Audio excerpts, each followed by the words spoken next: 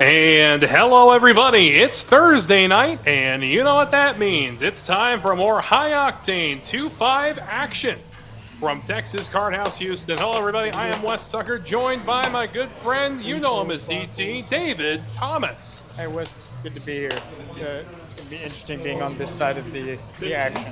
Yeah, definitely so. Definitely a fun player to watch on the felts. Definitely, again, we talk about it all the time, just how solid a player you are. We never really see such a big upswing or a downswing. You're very consistent and always in the right direction. But, as you know, swings happen. Everybody knows. That's poker. That's poker. We join the action here. Hater, a 3-bet king-queen offsuit to 65 in our first hand here. ATM on the button with a suited ace wheel combo. Ethan's going to complete with his suited wheel as well. Ethan does connect with the board. Hater ends up open-ended.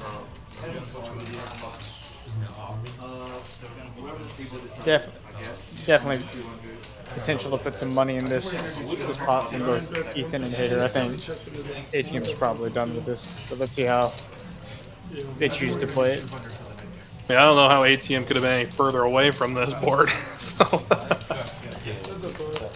heads up we go, and there's a 5. Pretty good card for Ethan all in all. I'd probably have rather seen a club, but all of Hater's big hands, ace king, ace queen, missed. See if Hater wants to keep the pressure on. Ethan checks it over to him, and snap folds after Hater continues for another 300. Good example of aggression.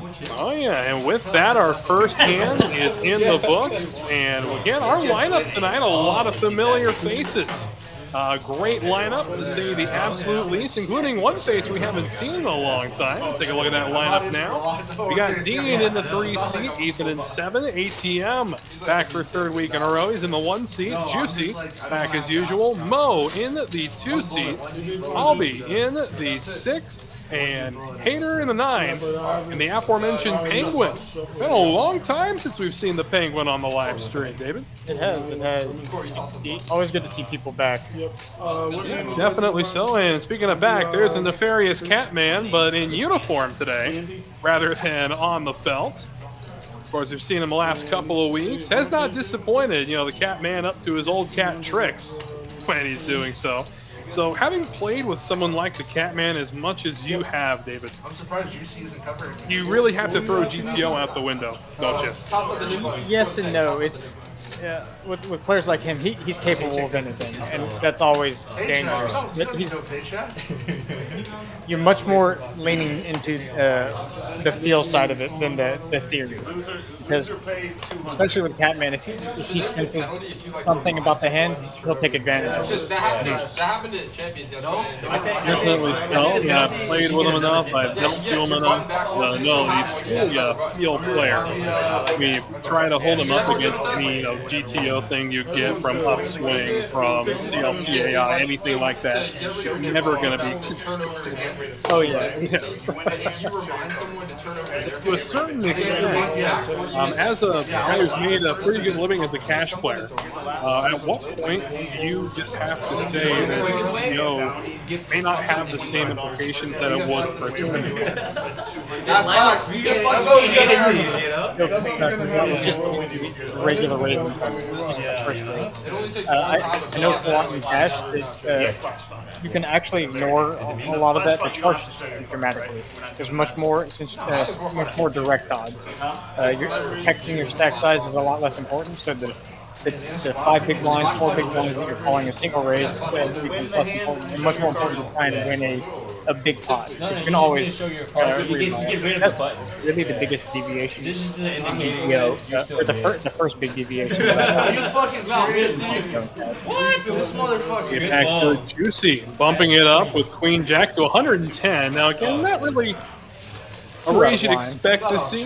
And, you know, it's with the Nick game happening, all bets are off. The Nick game is weird because people who you normally don't think will do anything crazy, they play the Nick game, they bring something out, and then I don't know what it is. That's how it is. Yeah. Keep guessing. Not being There you go. It's a great. It's always a fun time. I love the Nick game. Oh yeah, the Nick game, you know, the stand-up not that game, easy, I promise whatever you. anybody prefers to call it. Of course, I prefer to have everybody sitting down on camera, so Yeah. you know, the Nick game makes it that much easier. But the other game that I know a lot of people take a lot of pride in is the 7 Deuce game. You know, there was rumors that may be played tonight as well. You play it like ace is the only way to win that game, right? 7 Deuce game is interesting because there's all sorts of levels you can put into it. Depends on how involved the people are with it, but it's interesting because it's the only, I guess, side game you play where you add 16 combinations of bluffs into people's range on certain boards. And that's a lot of bluffs. Yeah, it is.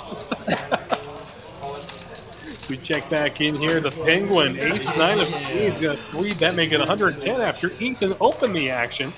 Ace-queen suited. Oh, I think Ethan just elected to pile it in instead of. Be interesting to see what Penguin does because this is one of those things where you can kind of level yourself in the Nick game. Maybe I'm live, maybe I'm not. Could he be doing it with king high? Those types of things. So you'll see, like he's thinking about it, but it's a pretty non-trivial fold in a regular thing. But the Nick game on, Right, yeah. he could be doing this kind of wide. Now imagine if there's a Nick game and 7 Deuce going on. That just makes it that much more torturous. The dynamic when those two games are going, it's phenomenal. It's some of the best action-packed games you'll ever see. I hope they do it because it'll create for some great content. And Ethan will take it in. Penguin not electing to go to war over this one.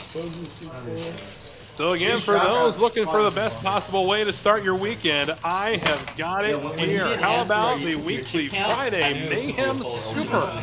It's a $10,000 guaranteed tournament featuring, of course, unlimited $20 rebuys after the $25 buy-in. With $3,500 guaranteed to first, this tournament kicks off every Friday at 6 p.m. at Texas Card House, Houston.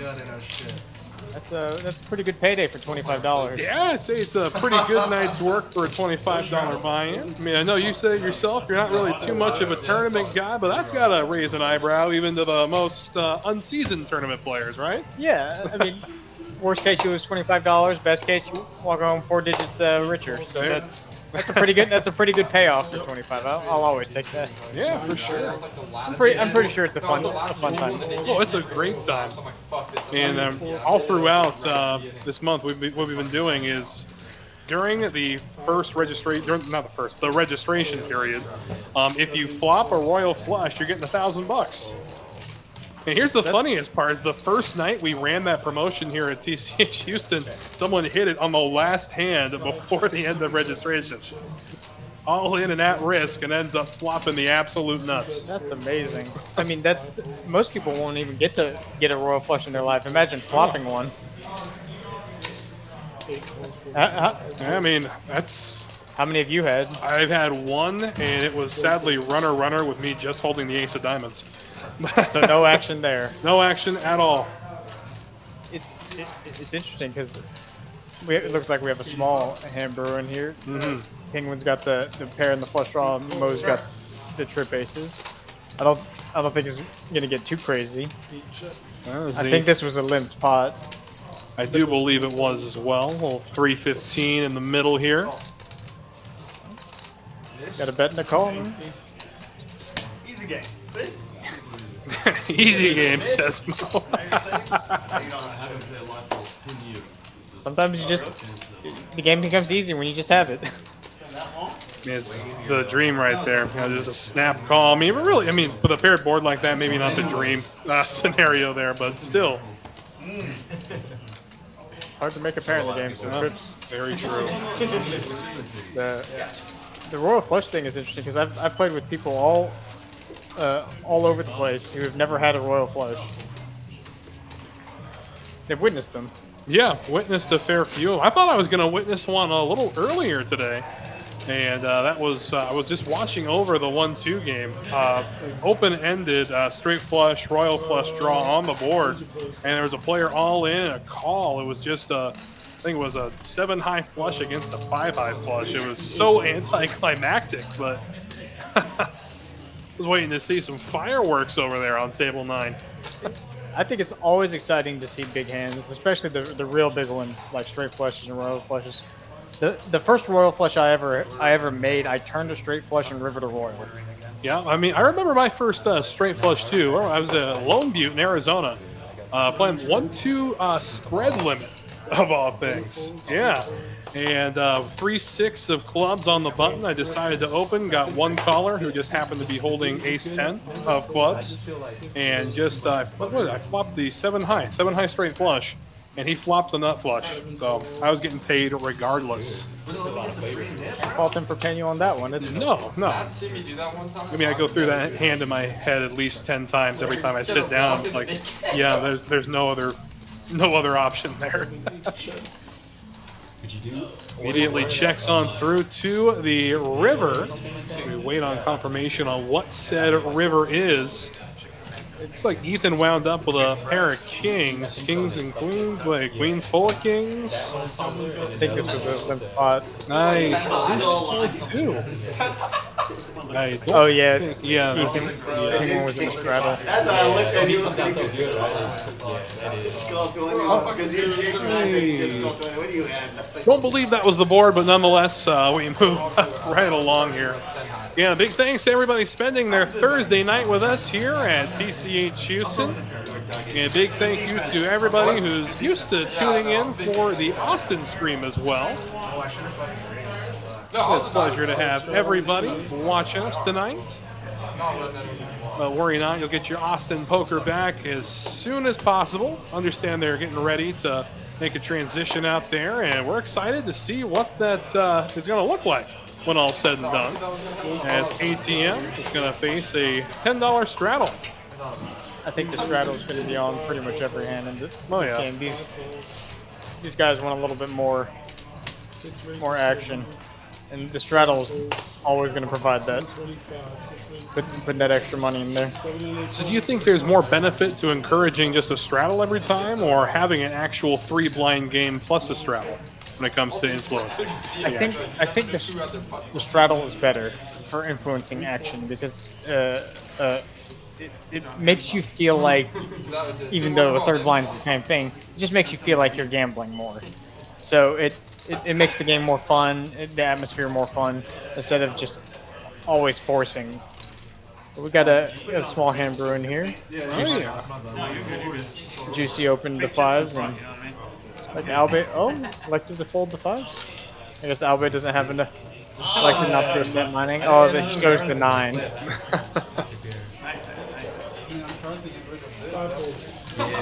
And I'll be one of the players I'm not too familiar with at the table. I'm trying to go through my notes a little while ago. I think this is his first time actually playing live. He does play the 2-5 no limit here on Wednesday nights. I don't think he's been on the big stage before, so big welcome to him. Always exciting to see that stream career get started.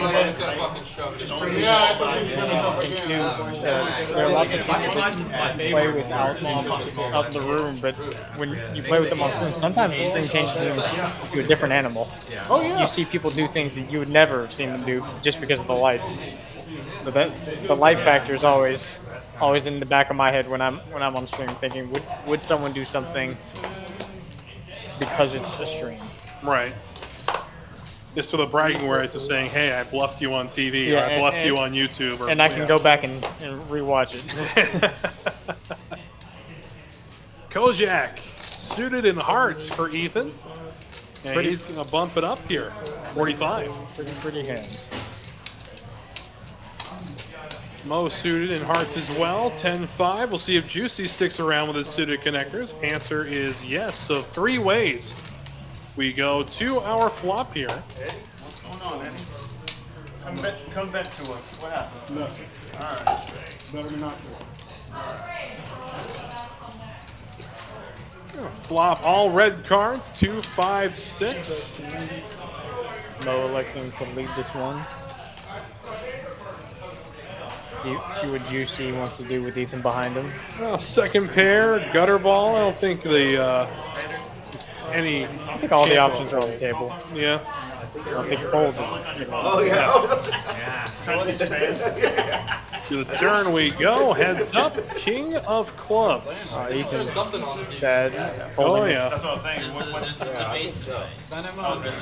Always sad that when you fold your hand and the next card to come out is what you're holding. Oh yeah, right now. Hey Looks like Tim, Mo's improved to 2 pairs. See what Tim. he's gonna like to do. can you put it Go on for a little bit of the value. soccer game? For a lot of bit of value. Juicy's just got a pure bluff catching candidate here. He could do honestly all 3 things: call, raise, or fold. But raising wouldn't be representing too much. Really, just only a slow played set. Juicy's a capable player. He is. He will choose the area of least resistance. This particular time, though, makes the fold, and Mo will drag said pot. So we talk about week after week on the TCH live streams about the sweet spot for VPIP. And we also talk about it on the tournament streams too. You know, you see a lot of tournament players mostly hovering around the 28 to 35% range. Cash players, generally we see them up around 35 to 40%. So in your opinion, to be a successful cash player, how many hands should you be playing that you're given? Really, it's so hard to gauge because you can change how many hands you're playing depending on the game. When I'm on stream, I like to have a little bit more fun than normal, so I try and err on the high 30s, the low 40s. But I mean, if your VPIP's around 30%, you're seeing a good volume of hands. You're in the mix often enough, and you're not speaking. Once you get into the 50s, then you're starting to. Oh yeah. All that the Catman and Ryan range. Ryan does love making sure his VPIP's up there. He likes telling us too. I mean, yeah, I remember the first stream that Ryan played on. He came to me before we went on air and said, I am going to have a 100% VPIP, you watch. And he wound up with a 93, only because he checked his option. And all he had to do was make a small raise. Exactly. He could have been clicked it, but no. 100% VPIP is hard to do because in games like these where people are 3-betting often and everything, you got to put some money in there to keep that 100. You just go with the mentality of, I've seen this hand win before. Every hand can make quads. Yeah, that is true. Got a dealer change as we say goodnight to Corey. We welcome Eddie into the box. He'll take over the dealing duties, but as we do, we remind everybody that coming up, matter of fact, in just a few days, it's starting. The 4th of July weekend is spectacular. A couple of big tournaments coming your way starting on July 3rd. Got ourselves 8 flights at a shot at the lion's share of $100,000.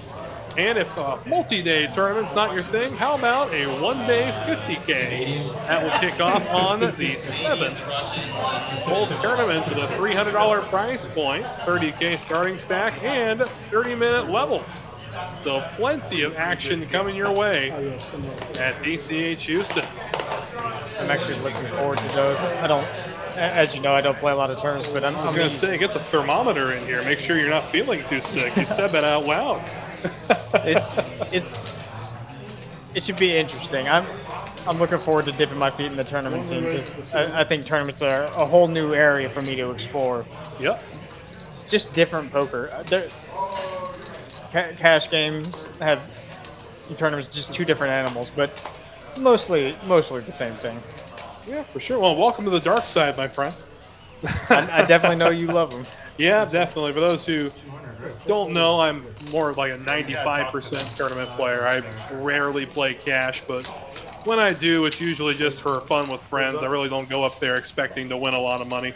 But I grind out tournaments. That's how I've made my bankroll.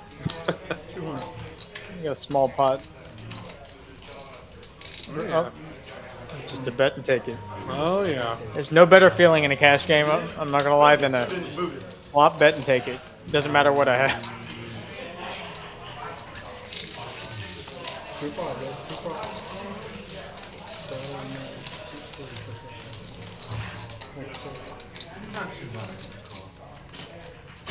Well, you know, I mean, you got enough camera time for the Catman usually, but I think he just wants to be on camera. I think He knows too. where it is. Yep.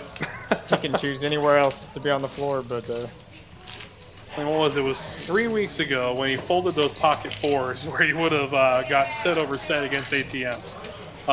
For a while, he was staring directly into the camera as if he was trying to communicate with me in the booth. And after I had checked on him, he said, "Yep, I was trying to get you to call me an idiot or something." But running as hot as he was and folding a pocket pair like that didn't make a lot of sense to me. I had some things to say about it, but I mean, you're facing a 4-bet with pocket fours. I mean, how comfortable can you be? those small pocket pairs, especially in cash games, are really dicey. They can really make your nut, but in spots like that, they can break your nut when you would get set over set. It's a dangerous and rope to walk. Speaking of smaller pocket pairs, the Penguin. Pocket sixes, juicy, with 7-8 suited. And looky here, ace queen for Mo. Just gonna flat here. Probably filling out the table, trying to figure out what he wants to do. Calling, not the worst option No, with the play in position. he does bring No, two he's in the big friends. blind. Yeah. Does flop the best hand, but it's a pretty dangerous board for the ace queen. Oh yeah. Does also have the nut spade blocker. Inconsequential deuce. He's leading out, feeling pretty comfortable with his ace queen now after it checks through. Trying to get value from those flush draws that are out there. Worst pairs. Penguin just gives up his sixes. Not a great board for sixes. So the way the Nick game has been played here at TCH Houston is a little different than you may see on other streams or play in other card clubs. Instead of the player actually paying the nit tax to each individual, that player will instead have to splash the pot for $200. So I've always liked that dynamic. It gives you a chance, even if you lose the Nick game, to win your money back. But does that change maybe the way the action's played as opposed to a traditional Nick game? Obviously makes the splash pot hands much more volatile. But during the game, I'm actually less afraid to lose the Nick game, knowing that I have a chance to money. Not to say that me personally, I'm not going to try and get rid of my button in some stupid way. Right. But those splash pots create really good action. Oh yeah. Like people really. I mean, that's a lot of money to fight for. $200 out there. Yeah, I think the first time that we saw that particular form of the Nick game, it caught me completely off guard because I wasn't 100% sure what was going on. Because the blind, it was 1, 3, 6 straddle. I was expecting that, but then the opening raise was to 405, and I about leapt out of my seat, going, "What is happening here?" You got a small. Oh, Mo's flopped big open-ended with a flush draw. Both the other players connecting too. A 4 would be disastrous if Hater continues. And he shall. So heads up to the turn we go. Give me the 4 of spades one time. I saw a spade and almost left. Mo almost. Oh, choosing to check. Hater, see what he does with his pair. When Mo opts as the raiser opts to bet, then check. He's not necessarily waving the white flag, but it's definitely giving up on the strength of his hand. See how Mo elects 7 high is obviously not going to win, so he's just trying to bet.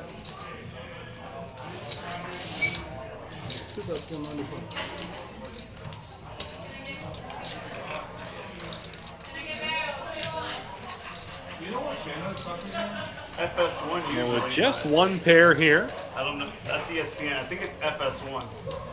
Hater's trying to put all the pieces together to see if Mo's story makes sense. And it mostly doesn't. What's he betting for value? survey says no. Pair of 8s is good. Good call by Hater. I think there's a different line Mo could have taken that probably would have taken a bet line, but I'll give it to him for not giving up. A lot of people just have the give up button in them, but Mo going to the river with 7 high, taking a stab at it. Victor Kim in the chat. How's it going, my friend? Hope your Thursday is treating you well.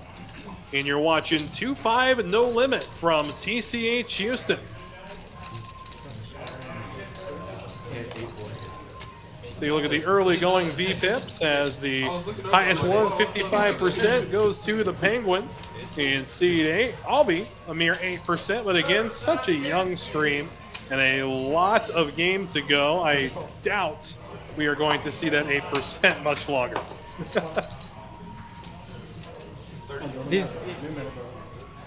It's interesting to see where people settle it with their VPIPs toward the end of the night, because sometimes you're at the mercy of the cards.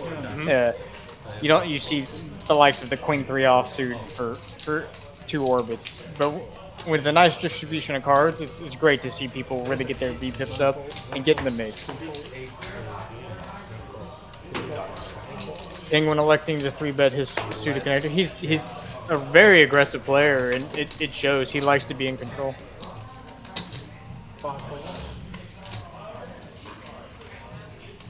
See what Ethan likes to do.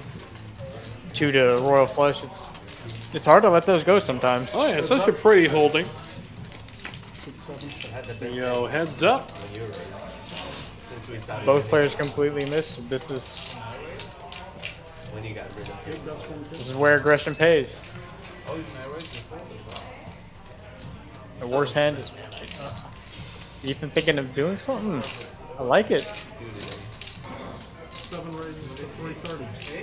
330. I like it. I like this a lot. Ethan electing to turn his hand into a bluff, thinking that Penguin's got just betting this flop way too often, which he may be. I mean, your air balls, your ace kings, your ace queens are definitely going to be firing at this texture a lot. Does get the Penguin to fold. Good job, Ethan. Although he had the best hand, he didn't know it, but right. Value bluffing. I love value bluffing. Turns out you had the best hand. Good job on that. I mean, for someone as young as Ethan to be playing at the level that he's at already, again, just graduated high school, taking his gap year now. I'm at a loss for words sometimes when I see the level this kid plays at. I was amazed when I was playing with him the other day, and he said, I just left my high school graduation, and I said, now hold up, say that one more time. I'm like, you're 18? He's like, yeah. I'm like, that's insane. No way. He's definitely a capable player. He's put some study into it. He's trying to put more. He has the makings of becoming a very good poker player. Oh, absolutely. I think my favorite Ethan story was I was flooring one morning, and out of nowhere, Ethan shows up to play some 1-2, and he says, I'm a bit on a time crunch. If I forget, can you tell me to leave by this time? I said, what's going on? He says, I don't want to miss 5th period. I don't think I've ever heard that one. Yeah.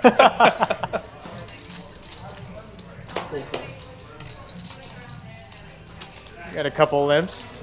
Everybody wanting to see this. Juicy, making the pot juicy with the 6 deuce suited. He picked some really good squeeze spots last week, too. Masterfully done, especially during the Nick game, the way I think it was, what was it? He squeezed with 7-4. I think the other one was 8-10 offsuit that he managed to squeeze with. So he takes Penguin with him, heads up. We got 2 really aggressive players ready to battle. Penguin with the flush draw, Juicy with 6 high, but 6 high is not going to win by check-in. Juicy has the betting initiative, and he should have the strongest range on this board. Gonna elect to continue betting. 8 high flush draws. This is a pretty dicey board for that. Your flush draw could be good.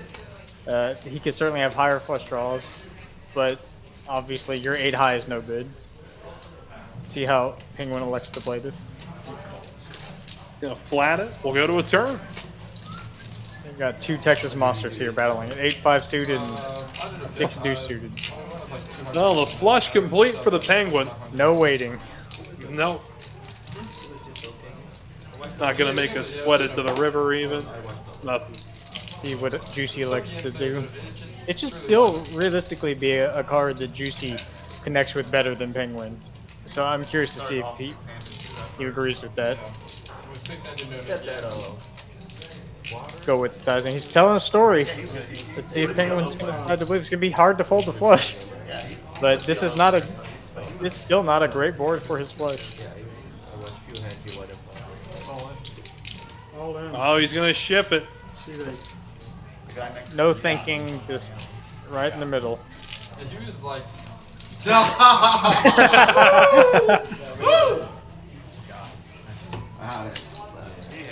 They show. I thought about letting you just bluff, but I was like, You should have.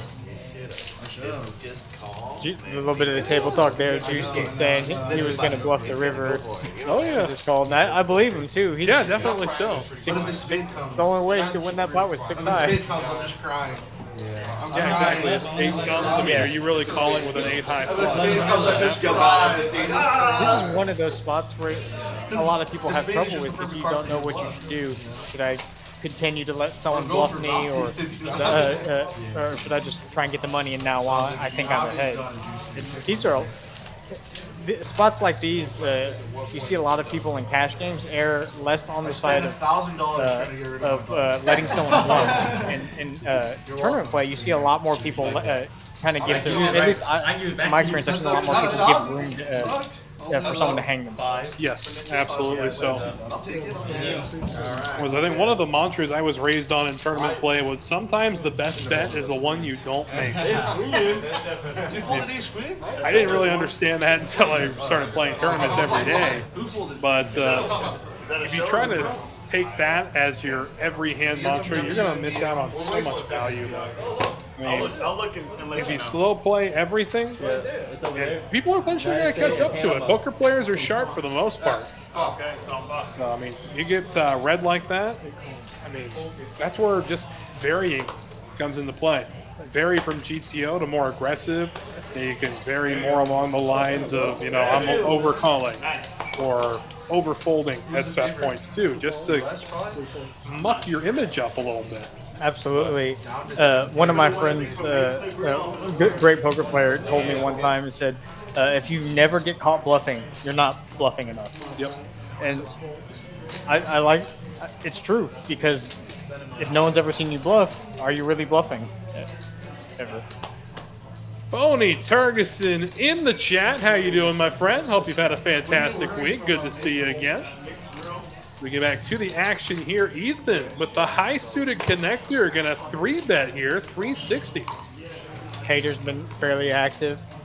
Ethan thinks that his king queen suited certainly got a chance of being ahead, if not being ahead, but flopping ahead.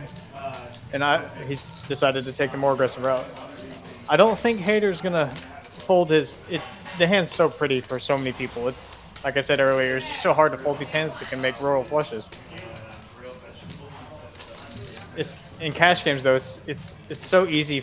I guess in tournaments, it's just so easy for them to be dominated. But there's tons of playability to these hands. So I wouldn't fault him for calling or folding. Does go with the latter. I think Ethan's stack size really dictated his decision on that. If anyone else decides to get in the mix. Does not. Ethan takes it down. Well played pre-flop. Well played. This is why I like you, Phony. You keep doing my job for me. If you haven't hit that like button already, now's the time to do so. And while you're at it, why not subscribe? Don't miss any action from any streaming Texas Card House location across the Great Lone Star State. And with the addition of RGV into the streaming family now, I mean, you can catch a live broadcast from TCH Live every night of the week now. Whether it's the 2-5, the 1-2, or the 1-1 PLO here in Houston, the big game in Dallas, the 2-5 in RGV, 2-5 Austin. It's a lot of fun. It's a lot of fun and every night. As a poker player, having this as one of my big hobbies, it's always enjoyable to be able to watch something every night. Oh, yeah. It doesn't matter what, either put it on as background or just watch the action unfold, because it's poker. I really enjoy poker. Oh yeah.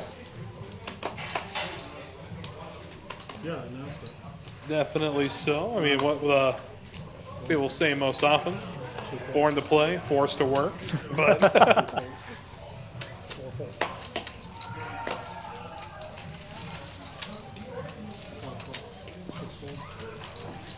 6-4 for Mo, gonna flat it. Juicy gonna stick around too with 8 high.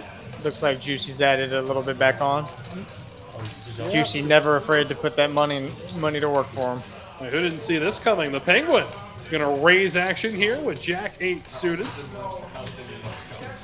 Chase Ethan's Jack 9 away. 3 players.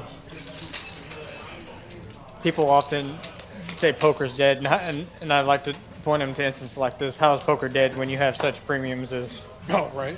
the Jack 8 of hearts, 6-4 suited, and 8-5 offsuit taking a flop?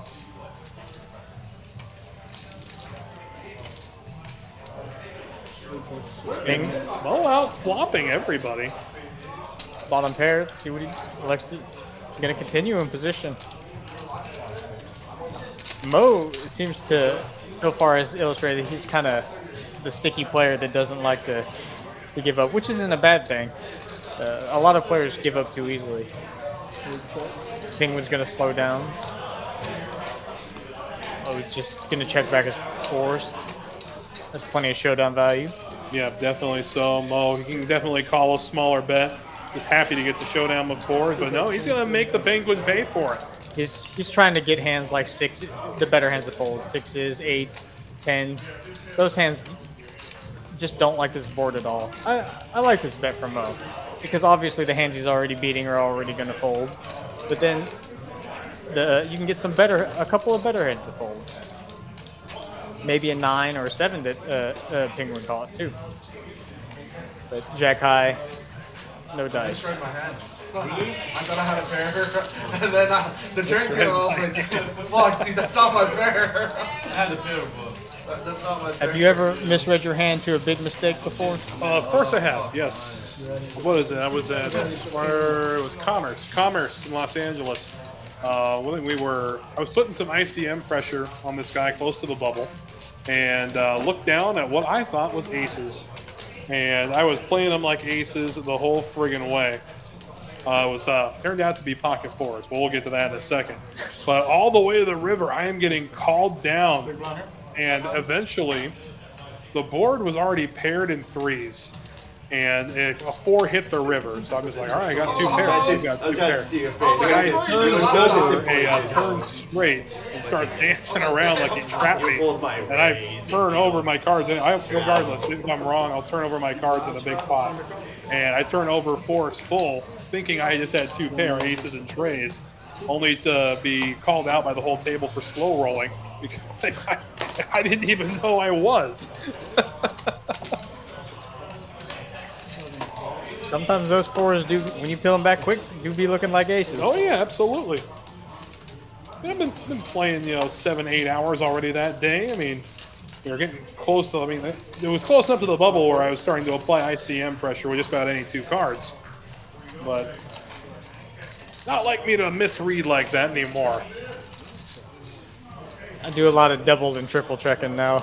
Yeah. Nowadays, I haven't kerfluffled one like pretty badly yet, but I'm sure I'm due for one. It happens. It happens. I've seen it happens a lot on stream. I've seen it as well, just in the main card room. I always wonder though, as a player, when someone tells me they misread their hand, whether or not they're kind of bluffing in that aspect too. And 9 of spades will hit the turn. It's going to give an open ender to ATM. Mo's still with 4 high. Doesn't want to give up. Got 2 outs. 2 outs. We've seen it happen before. 4 high is not going to win by checking. See how ATM wants to play his straight draw.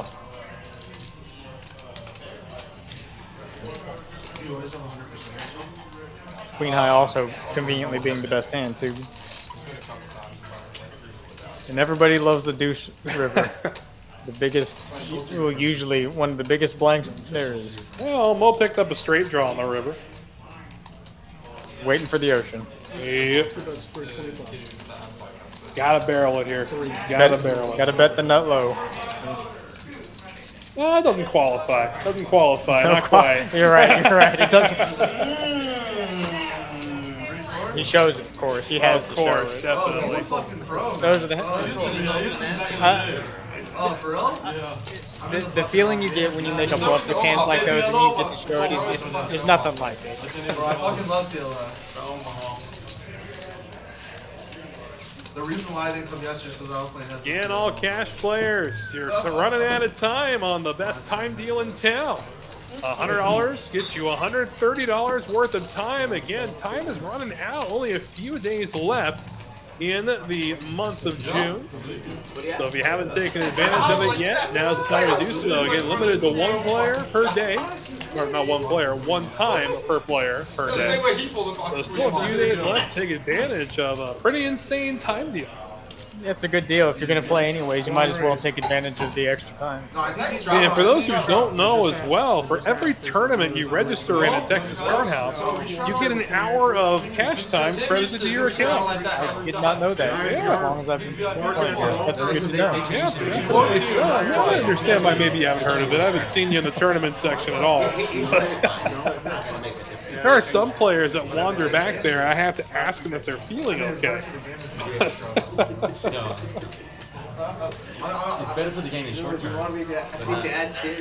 And 18 hands into our show this evening. Has not been a disappointing show by any means. Been a lot of fun so far. 28. Oh, we don't get this too often on the live stream, but nonetheless, it does happen. Looks like the cards are still being pitched, so it has nothing to do with the game going on. It's probably going to be just a clarification at this point. And here comes the Catman. Let's listen in. I thought you said it was. Oh, for this? Yeah. If you guys select you, yes. I think they're just getting clarification on whether or not restraddles are allowed. One of the things that I know in the past the games have gotten a little wild with the restraddles, and I can understand some players not wanting that to be allowed. But it does create tons and tons of action. I've been involved in some absolutely crazy pots because of the restraddles. I remember you on the night Wolfgang was on the stream. You were in that, what was it, 6 people straddle. Oh, and yeah. Was it was only 840 to go. Why didn't you make that call with ace deuce? Yeah, let's super aggressive. Yeah, no, if you want to restraddle, yeah. And if you're a theoretical player, you do some wild things with those straddles on because there's so much dead money out there, which is why they want the straddle, because it creates the stack dynamic that it does. You're much shorter. There's so much money in the middle. It's harder for people to have hands. You gotta pick spots. We wait for everything to catch up here on the computer's end. 7 deuce high is board. Looks like both players flopped the pair. It's a pretty good flop for both, all in all.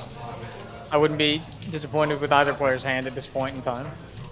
Yes, 1 check, 2 bet 100, 1 call. Off to a turn. 8 of spades. There we go. Open ender.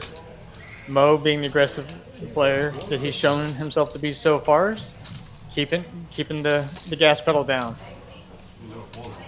ATM not looking to let his pair especially since he picked up a straight draw to go with it. The inconsequential queen. 2 bets 3 Get there.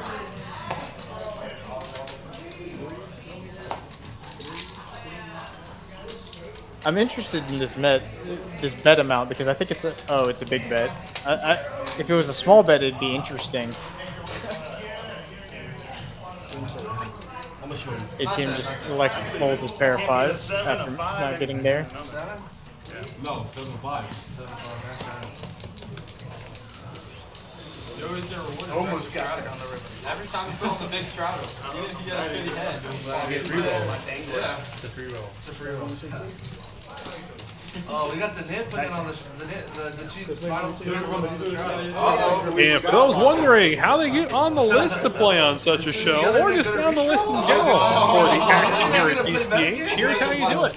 Go ahead and bottom right-hand corner of your screen, get yourself on the wait list for the show, whether it's the Thursday night show, the Friday PLO stream, or the Sunday 1-2. Or if it's not your cup of tea to play on TV, no worries. Go ahead and join the wait list for the exciting action in the main card room as well. Lately, it's been really popping in here. It has been. I mean, we've had a little bit of everything. Been spreading everything from, the 1-1 PLO, the 1-2 no limit, 2-5 no limit. I mean, hell, we've even had the fixed limit mix games taken off here. I think I saw a 2040 mix the other day, and then an actual 2030 or 2040 limit, a regular limit hold'em game. I heard a rumor about that, but I had never Well, I tell you, as a dealer growing up in Las Vegas, well, you turn 21, I guess you consider that growing up as a dealer, but dealing the fixed limit mix hold'em is how you make your money. The hand play itself and moves so fast. I mean, when you have, especially when you have the automatic shufflers the way they do in Vegas, you can get a hand out every minute and a half if you know what to do. It's also, we got the older crowd, the jackpot hunters. That's what they elect to play. No fold'em hold'em, as it's so lovingly referred to. As they shouldn't, because all the little cards seem to be going away, and all these hands people are folding. You should have got rid of the nip. There we go. We'll find out if the 7 deuce stands on in a second. The best starting hand in poker. 7 deuce offsuit. Oh, no love. Oh, it's going up against the worst starting hand in poker. Look at that. What's your opinion on Ace King? I know in tournaments it's probably a little bit more valuable than in cash. Tournaments, cash, whatever the situation, I still say it's the most overplayed hand in poker. I mean, every player will tell you it's gotten me into more trouble than it has into successful situations. But at the same time, statistically, Ace King, you can't say no. I mean, I've actually managed to pull Ace King pre-flop a couple times in tournaments, never in cash. I would never be holding it pre-flop in cash. And I don't know if that's just something wrong in my brain, but I'm able to let it go in tournaments, but not when actual cash is on the line for some reason. That's interesting. Because you would think it would be the opposite, where the more statistically you need to be putting money in, like in tournaments when levels are going up and everything, Ace King just becomes so hard to let go, especially when you get so short. Oh yeah. But in cash games, when you're always hovering around the same stack size, 100, 200 big blinds, some people do overplay it. I'm guilty myself of overplaying it sometimes. Tim actually makes fun of me all the time for playing Ace King against him, because multiple times we've played pots together and I've had just Ace King high and I've 4-bet or 5-bet, and then we've gotten to showdown. He's like, "Why do you do this with Ace King?" But it's still a good hit. It's interesting to hear everyone's perspective on it, because so many people have different perspectives. You hear all the people. There are lots of casual poker players that swear against it. They can't win with it. They make a big hand. They can't win with it. They miss the flop. They can't win with it. So they don't get aggressive, per se. But I think the best parts of those hands that you're talking about with Tim is he'll turn over like 7-9 offsuit as the nuts in that hand as well.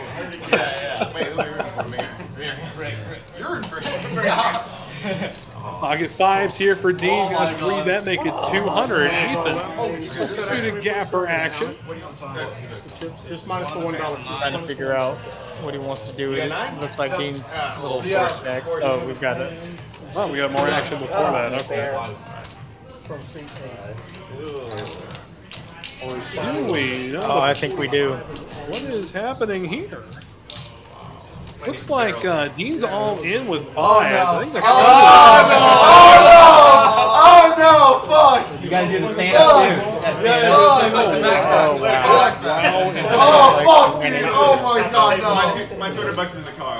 Let's see if magic can happen here. Again, trip nines. The hand to beat right now to the turn. The king of clubs. Run it. Put Two up the outs. last card, One let's time go. for Max Fuck. Payne to the river. On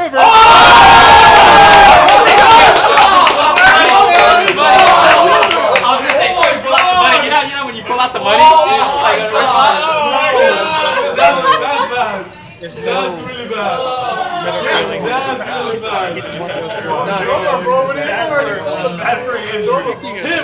middle feeling. On the river. Got to. Antidote. Get rid of the antidote. Wow. He knew it. He felt it. He's like, fuck! Hey, work. Yeah, Philly taking the words right out of our mouths as usual. Unbelievable, man. Oh, we'll give you this one too. Wow. That's sick.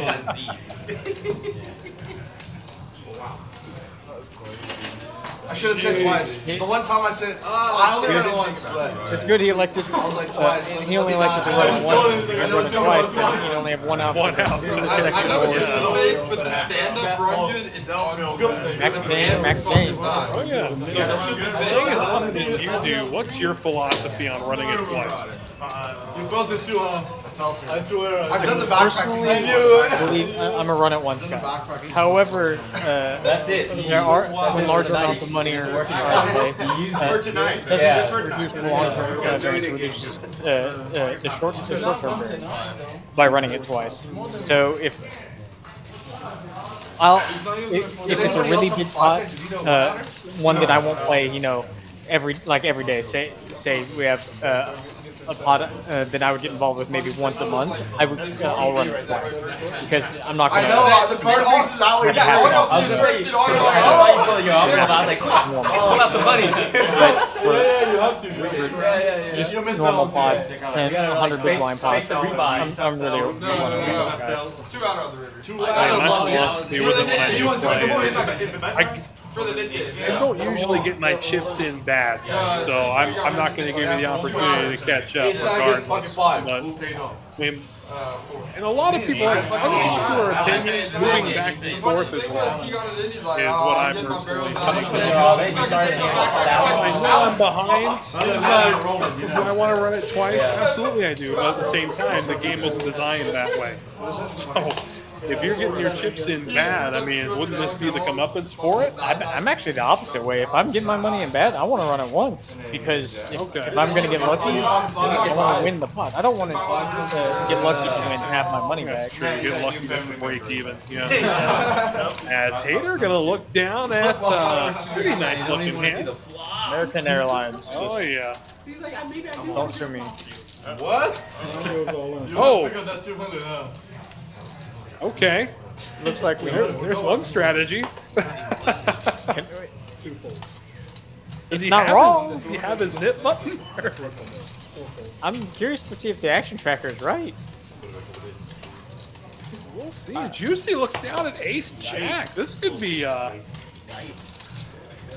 interesting. This is one of those hands that's on the cusp. If you think a player is getting entirely too out of line, then this becomes a very strong hand. But typically, Ace Jack's facing a big bet is not a very strong hand. Curious to see what he does. Does find the full, and we'll see if the Penguin wants to gamble. We've seen it before. I don't see the knit buttons, so something's telling me that not even a player as aggressive as the Penguin is going to make an appearance in this pot after being raised. He just called the $20 straddle, and now he's got to put another $2,300 in to see a flop. I mean, sometimes the queen four suited looks pretty, but I don't think it looks $2,308 pretty. To I mean, he's making this look so much more painful than it really is. it's always more painful on the felt than it is watching. I don't know why. It's kind of hilarious from this perspective. But I mean, whether or not you're just trying to, play it off as, it's a borderline. You can show him. I wonder how much of this is Hollywood. I know some people do it to save face a little bit. Some people just kind of I'm usually on the line of not saving face because people are going to see the hand anyways. Right. On the stream. Poker is very much a mental game, and seeing what people, I guess, do in spots like that is very interesting. Yeah, definitely so. I mean, to be honest, too, with the hater, how often does he get out of line? I don't think very many people get out of. I mean, even the drunk, unless he's absolutely hammered drunk. He seems pretty cognizant to me. Would you have? How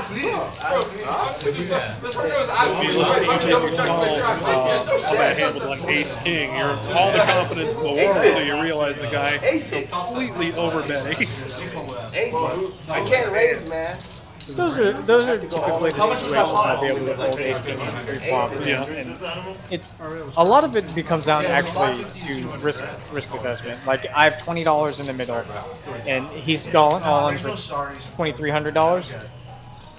Is it worth $2,300 ace king? No, I went to the G5 game. To win this hand? First hand I sat Some down. people think yes, but Aces into kings. I'm a big believer in spots and picking your spots importantly. And I just wouldn't have seen that as a spot where I would have needed to fight with ace king. Second board, the king No, comes no, I see the logic there. It comes and goes. And I'm waiting up with a real hand. Yeah. The net buttons have been passed back out, though. You can see the little red discs in front of the players' chips. Got quite the colorful assortment today for all those watching. The red chips are $5 each, greens 25s, blacks 100, purple 500. If we see any, the big yellow chips are going to be our $1,000 chips. And no stranger to seeing those on the Thursday show. We might see a few of them later on. We already see a few purples, so I don't think we're far away.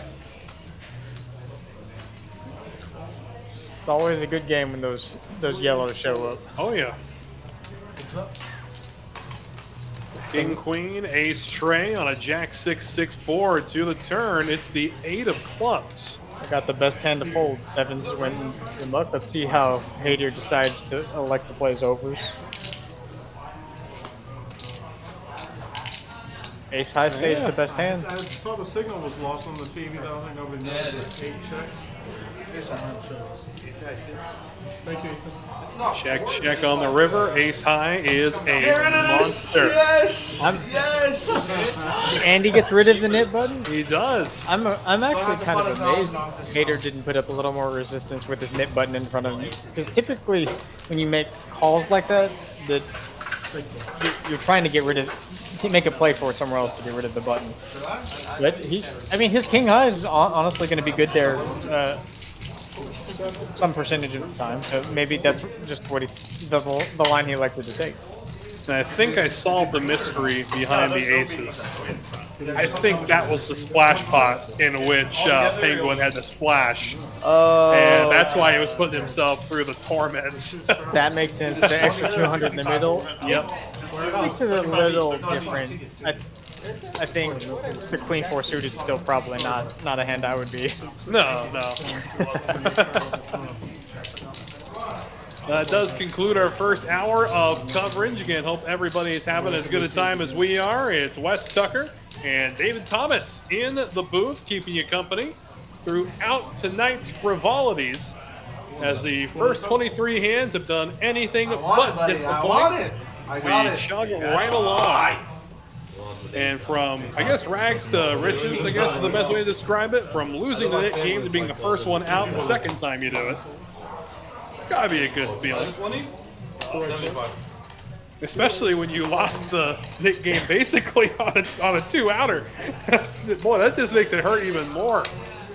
As Mo wakes up with the jiggities in the cutoff. Andy with the Mighty Ducks. 2 raises to 300. I like that. I've only ever heard it called Ducks, never the Mighty. I like that a lot better, the Mighty Ducks.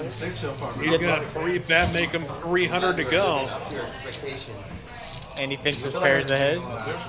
Most presumably, this button's making this play a little bit more enticing. Let's see how Mo decides to play this. They got a lot of money left to play for. If I bet, if you bet, Gonna flat it. We go to a flop. I called him a jacko. Neither player likes this board. Nah, I think this is definitely a board that Andy has to bet. This is a range betting thing. This is where I do believe in GTO in spots like this. Range betting. Obviously, deviating is okay, but it's the way Mo's played his hand. His hand looks exactly like what it is. Exactly. This is he's getting a great price though. A little under 4 to 1. I was down, I was stuck. I can't either. Well, I was stuck. So let's see how he likes to play these jacks. It's not going to get much better outside of a jack on the turn. Yeah, way more patience than Especially if Andy's got those other 2 barrels in his arsenal here. 9 changes nothing. 7-6 coming in, but I mean, with just over a 1-to-1 SPR, I think the move here on the turn has to be the jam, right? he could actually choose to bet small, but the GTO is all in. It's Yep. bet small, then all in. And now Mo's just in a blender. Like, call with jacks here would mean you would have to think Andy is just really getting out of line, which ironically he is. Yep. But he's got a decision.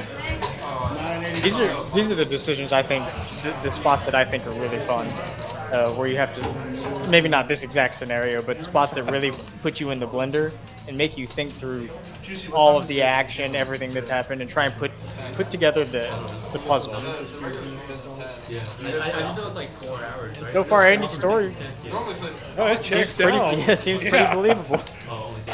Yeah, it looks like he had a little bit less than what was originally shown, but it's still pretty. $1,200 versus $1,000. Not a big difference in terms of calling.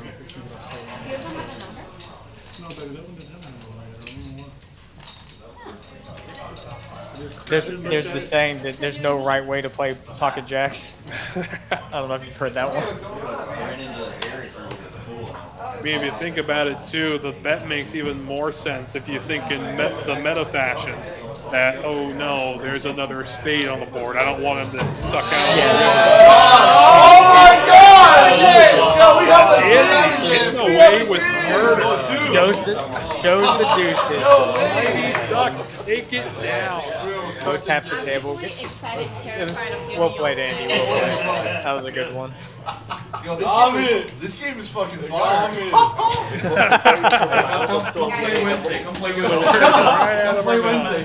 No, the game is. I would have hit A little bit earlier than spectacular again. 8 starting flights in the 100K. Good strategy, you know. Now you know. The more you win, the harder. So I know You you're get thinking it about done. dabbling a little bit in this little weekend action. So tell me, you going to be more inclined to jump into the multi-flight tournament or the one-day tournament? They both have their appeals to me.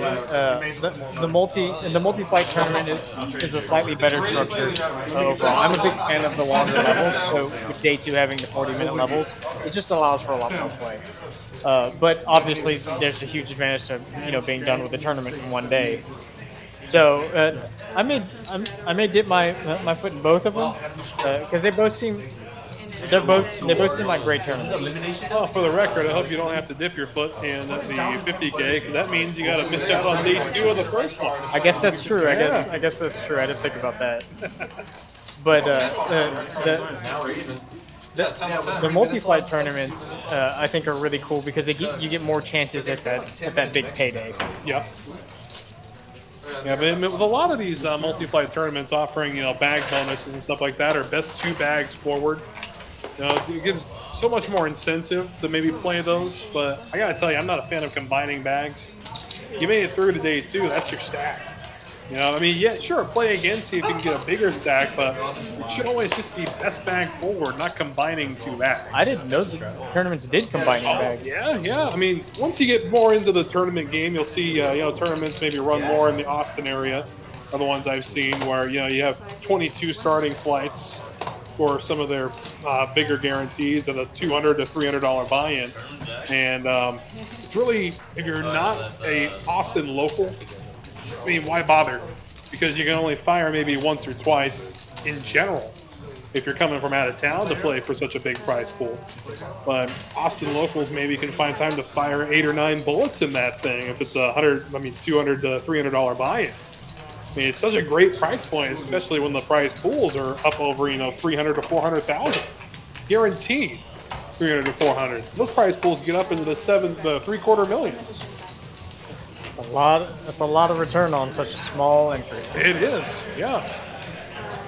Looks like Mo's outflopped Juicy here. Doesn't have a whole lot to continue with other than just some back doors. 2 overs to the board. He can hope to float this turn here, but A 9 would be the best turn. It looks like Juicy's elected to float. The best hand getting better too. Top pair picking up an opening and go with it. Sometimes it's good to play on the screen. Watch yourself. interesting card. It looks like it was a call from Juicy. That makes way more sense. Oh, and Hey, why not? bingo, bango, bongo.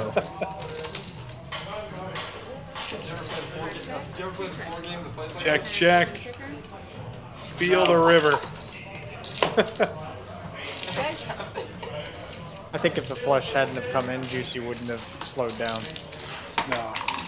I think we see the 10 of spades. I think Juicy actually goes for some value here. I think so too.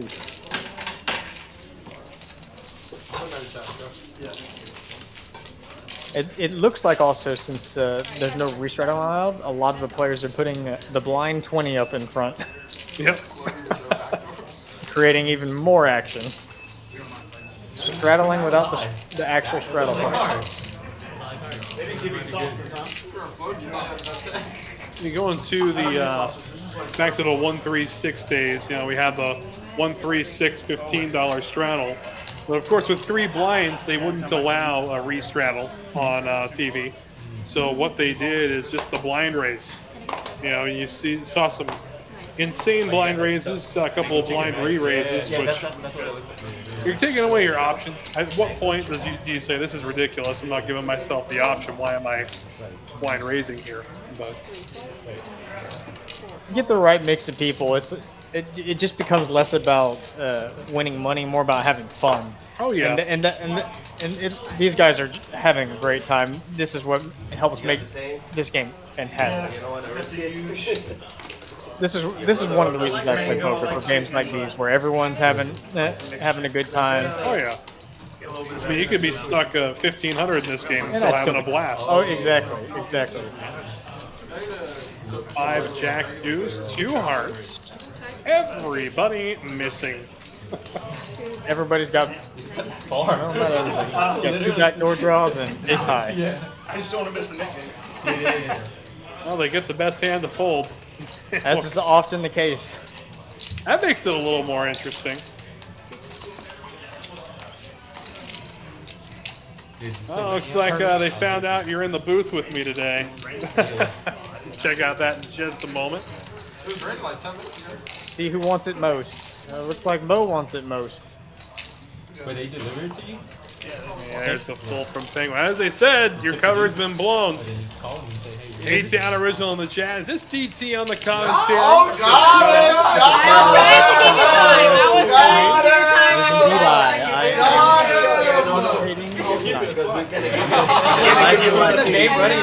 good. Now I know. Now I know. You got it. Probably, I'm like hesitating to get the a little card. bit. Hoping maybe a seat will open up in the last 15 minutes. I don't know. I've always wanted to try comedy. I'm having a blast here in the booth. Those guys are having a blast. I'm more than happy being here with you tonight in the booth. Well, it's definitely a privilege to watch these guys week after week. I mean, definitely a privilege to see you on the felt as well. It's always a lot of fun. I've always wanted to commentate on my own hand so I can come back in the booth and say, you know, what an idiot. Why would he do that there? Private room. I just caught that 5 on the river crazy hand. You guys are a great team. I appreciate that, A10. I appreciate that very much. Looking forward to getting you back on the show too, my friend. Looking forward to that. That was a nasty one.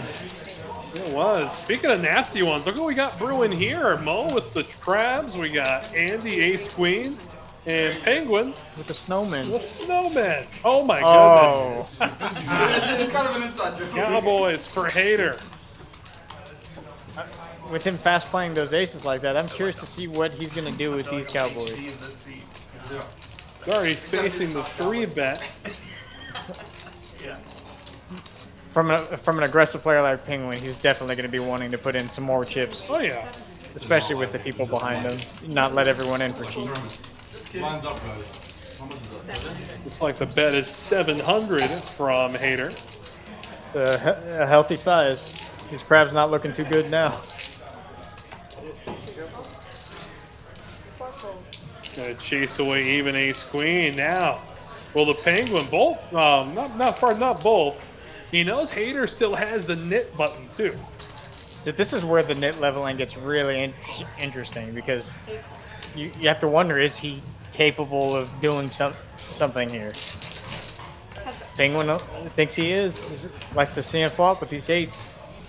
Oh, those crabs. Mo's just kicking himself. But all clubs on the board. That's gonna. He's still pretty. I'd still be pretty comfortable with crabs on this board. Yeah. Hater's feeling pretty comfortable too, holding the king of clubs. Over pair, second nut flush draw. He doesn't have a whole lot back though. I'm curious to see what he elects to do on this. There it is. There's Puts it your all answer. There's all sorts of different sizings he could have toyed with on this. Really putting Penguin in the blender. He really looks like he wants to flick that in for the call. I mean, with what he can easily view as second pair at this point, I mean, would Hater be playing off, you know, any club draw, any club X holding to a board like this? The question he's really asking himself is, does Hater ever do this with Ace King with the Ace of Clubs or the King of Clubs? Just right. And if he does he do it every single time with those hands? But even against those hands, you're kind of flipping. So it's a dicey spot, but you know Penguin's not afraid of gambling, and if he thinks he's ahead, he'll most certainly put the money in. But it's an interesting spot. This is, I mean, 4-bet pot on a jack high board. I mean, how often do you think 8s are going to be ahead? if I was in Penguin's shoes, I would never think my 8s was ahead here, facing the jam. Just this is where the GTO and me would actually come through. The price is not good enough. It's $1,500 to win $3,000, so you need to be good 33% of the time. And 8s are not good 33%. No. Hater's got all the aces, kings, queens, even jacks, and you're just dead to jacks without a club in your hand. So and you're flipping with ace king when they have the single ones. I don't think Hater would be suicidal and shoving, you know, red ace king here or red ace queen. So I mean, even if you start adding ace queen with the queen of clubs or the ace of clubs, he's still not getting a great price. You're just the hands are behind. You're just so far behind. Does indeed make the correct laydown. I think conceivably this could be a bet maybe with red 10s too on a board of this texture.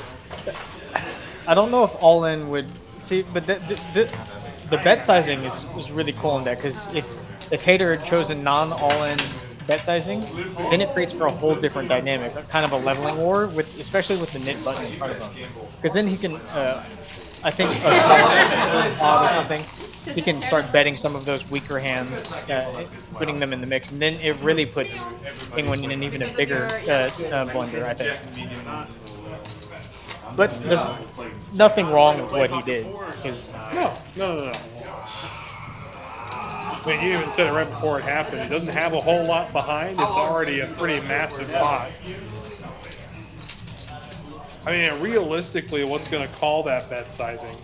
That's one of the questions I often ask myself. Like what, ace jack with maybe The ace of clubs, pocket.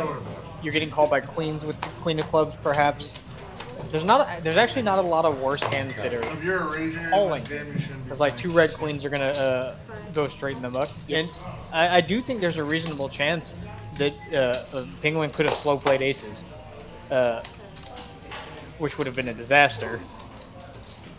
I mean, speaking of disasters, I think I see one on the horizon here. Both Juicy and Albie just calling with their pocket pair. Just calling the $20 straddle. And we've got ourselves players to the block. This is what I'm used to when I'm out in the war zone out there.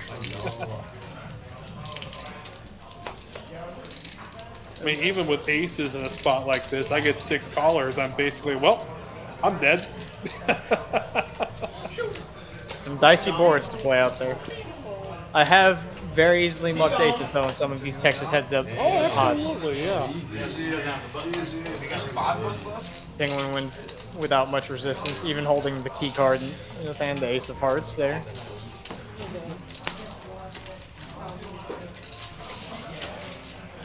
Take a look at some of the aggression numbers here. Again, according to the raw numbers, Mo has been the most aggressive player at the table.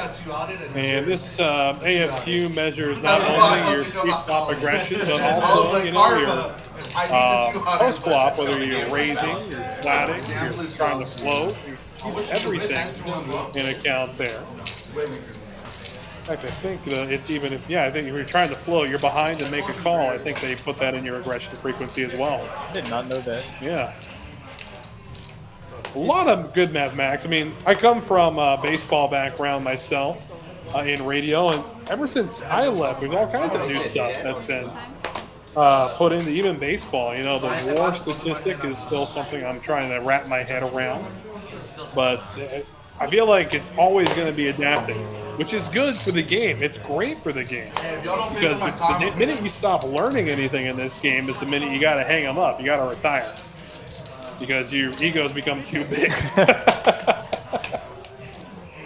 And some more Texas premium seeing a flop. This is also one of the reasons I love the knit game. You get people just being a little bit looser than they would normally. And it just creates for a great dynamic. The Ethan opening up the 10-5 suited. ATM defending the big blind and with the 8-7 off, and Mo defending a straddle with the 4-2 suited. And the man, myth, and legend Smudge in the chat. He's on his way, and as soon as his seat opens up, I'm up there. He's not messing around today. He is not. A good game. Definitely. Man, I'm kind of upset I can't play in this one. This looks like a lot of fun. Have you ever played in any of the streams? Well, having to work the streams, whether it's here in the commentator's booth or over in the booth adjacent as an action tracker, you know, I really haven't had the opportunity yet. But always looking forward to an opportunity to do so. I would absolutely love to, even if it's like our 1-2 game that really doesn't air without commentary. It'd just be a lot of fun. Get a chance to play with the people that, this is going to sound really weird to say out loud, but I get a chance to play with the people that I observe every day for long periods of time. Do you think, I've always been curious how, because I've never really talked to a poker player who and commentator who does plays with the same crowd they commentate on very often. But do you think it helps you play against them? I think I would be making moves that people would not expect because of how often I have, because of how often I've watched them. You know, the only thing, pardon nothing, the only person I really think because I played with him a lot actually, is the Catman. He seems to play so much different, like you said, under the lights on the big stage than he does in the normal 1-3 games in the main card rooms. I've watched him play on stream, and I've taken what I've learned watching him play on stream to playing against him, you know, in the 2-5s, the 1-3s, the 5-10s, and it's never correct. You're a sicko. Like I said before, though, it's interesting because the stream people do play differently on stream than they would off. Of course, there are some people that don't, but the stream, the bright lights bring out the best in people. Oh yeah, not always the best, that I've noticed, but I mean, there's also just a large population of people that say, I don't want people watching me while I play. And I understand that. You know, there's a lot of players who it's a bucket list item, you know, to play on TV, to play on live stream. And there's a lot of poker players that just say, you know, I have no interest in anybody watching me at any given point in any given time. I think for, you know, a lot of the players, especially at higher stakes that play for a living, you know, starting at the 10-25s, 25-50s, it does make some sense that they don't want to play on stream because they don't want to give away anything about their game. Yep. But I think from a hobby/casual perspective, it's just so much more fun. I've had some of the most fun games I've ever played in were stream games. Oh yeah. That's all. He goes, boy, he calls. I'm at 265. It's like 6 So heads up action. We get an ace-7-4 rainbow board. And he called my 3-bet out of position on the floor. Action checks Through, yep.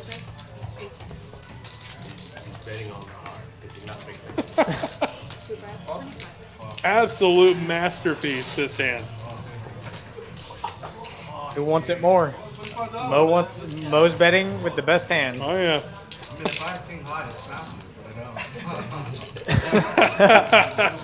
I have nothing too. The table talk here is great. Oh yeah. Alright, let's see who has the best one. Call. You got it, Cole? Good on Mo for getting value where it's to be got.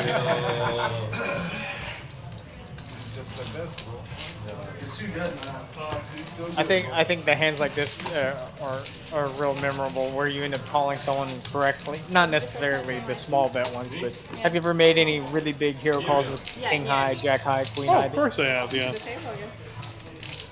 I mean, I think I can remember twice making a big hero call like that. And I remember I'm 50% on him, 50% on him. One guy ended up, it was actually this last World Series I made a pretty insane call with. It was in that $500 freeze out. I had a pair of 4s on an ace high board, and I was the aggressor the whole way until the river where it broke out on a deuce. And something about it just didn't seem right to me. Him going check call the whole way. No straight got there, no flush got there. So I think after 3.5 minutes of taking, I call what would have been calling off, you know, 3/4 of my stack to see him turn over queen high. And that was the best feeling in the world right there, is to be right on a hero call. But I've also been on the receiving end of the opposite end of the spectrum. And I know how terrifyingly bad that feels. But I mean, I'd say I'm 50-50 on hero calls in recent memory. The other one, of course, being a call with ace high against a guy who somehow managed to river a pair of 7s on me. Again, I head the whole way, but Looks like we got a big one brewing. We got some good hands. oh yeah. This one, Ethan opened up the jack-10 suited. And Dean in the big blind electing to 3-bet his 9s after a couple of callers. Yeah, but here I am lamenting about ace-4 offsuit. Oh, whoa. Good time. Action. 4 players gonna see the flop here. Four players. Interesting hand with everybody holding each other's straight Well, you were outs. closing the edge.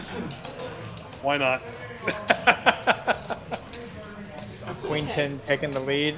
Both jack 10s picking up a straight draw, where if a 9 hits, Dean's going to make a set. So if there's no aggression, we could Oh, Ethan's oh with the pot size it is. Ethan's elected to shove with his double gutter. Does Ethan still have the knit button too? I think so. It's just once it checks to him, it's a good spot for him to kind of take the reins in his hand. It's like 1260. Mo's deciding if he wants to gamble with the same draw. It's going to put Dean's nines regardless of what happens in the blender. Even the queen that had flopped the best hand got out of the way. Mo decides he doesn't want to gamble. Dean holding the best hand. Salt the wound and give him the knit button. I like it. I didn't do that for the nip button. I just wanted to show. Double gutted. We don't know. Damn, I Nice hand. Yeah, but like if they don't fold it and it comes from the other guys.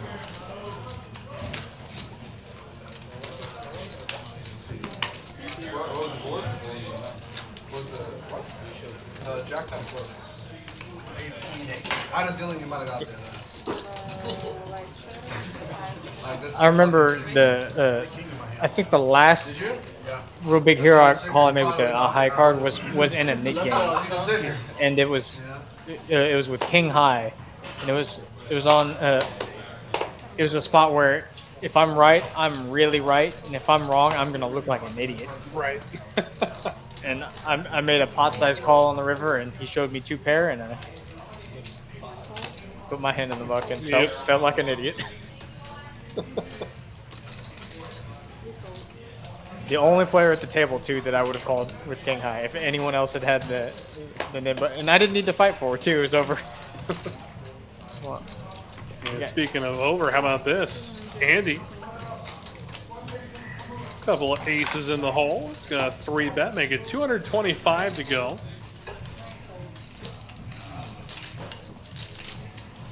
see if anyone wants to come along for the ride. I don't think so here. Andy, probably a little sad after showing those deuces, that deuce's hand that he doesn't get any action on his aces.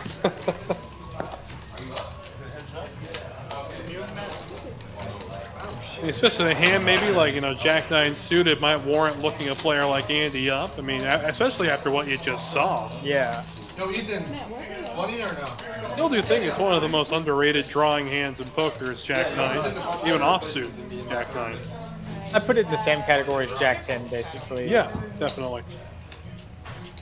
Of course, I'm just a sucker for anything that can make a straight and suited, as you've seen a couple of times. So I'll play the double gappers sometimes. Speaking of Jack 9, there we go. 8 are not going to do it any justice. Looks like there's a $50 blind bet after the $20 blind bet. Nice. Any more requests? Definitely making players put some money in the pot now. Well, Andy can double down with it, not too much else. I didn't even look at my cards. Ethan not even electing to call with the 10-8. Penguin gets away with murder with the 6-high. Natural 9. Natural 9. You much of a baccarat player? No. I think it's fun to watch, but the superstitions that people go through, some of the people go through, kind of bugs me, because it just affects me directly. They want me to do something a certain way or something when I sit down, so I don't dabble in it that much. So let's say you're waiting for your seat to open up. You're in any casino. What do you do to kill time? You just sit there and hang out on your phone? Are you going to go try and take some of the house money? What are you going to do? That's easy. I look for either a blackjack table or a pai gow. All right. I love me pai gow poker. I'm a man after my own heart. Face up pai gow is my time waster for sure. I find it's the best way to enjoy a nice beverage, wait for my seat, and kill time. And if I get lucky, I can get real lucky. Pai gow, you buy in for 200. 4 hours later, you leave the table with 200.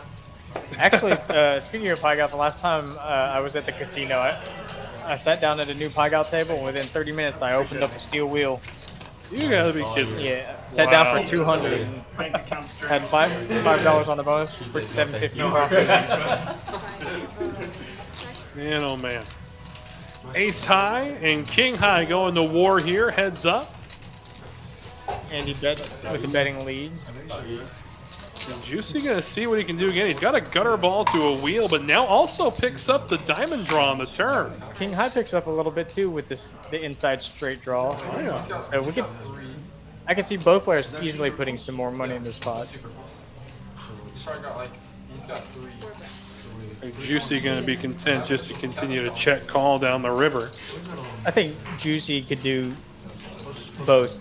His ace high doesn't have a whole lot of showdown because it doesn't beat the bigger ace highs, but he does have some implied odds because Andy's stack size is so small. So if Andy's got a big hand, he can just call, hit his hand since it is a disguised diamond draw. Thinking over all of his options. I most certainly don't think fold is on the table.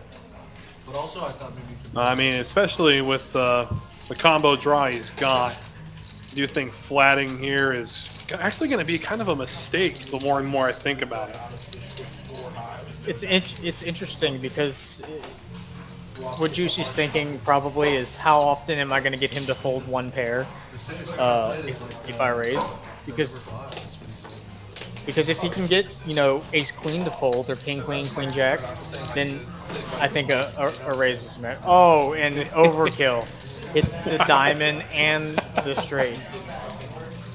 And Andy with the king of diamonds may be incentivized to bluff at this again. Blocking some of the big flushes that Juicy could have. Juicy checks it over to him, looking to set the old trap. Looks like he's going to fall into it. I don't fault him either, having the king of diamonds. Juicy now thinking over what size he wants to choose. Don't think he's going to get any value out of any size, truth be told. It's true. I think there's only one size I would choose in this spot, but I'm curious to see what Juicy settles on because it's a polarizing raise. Yeah, I think the answer is all of it. all of it. Trying to get it all from sets, the lower flushes. King high is not going to continue.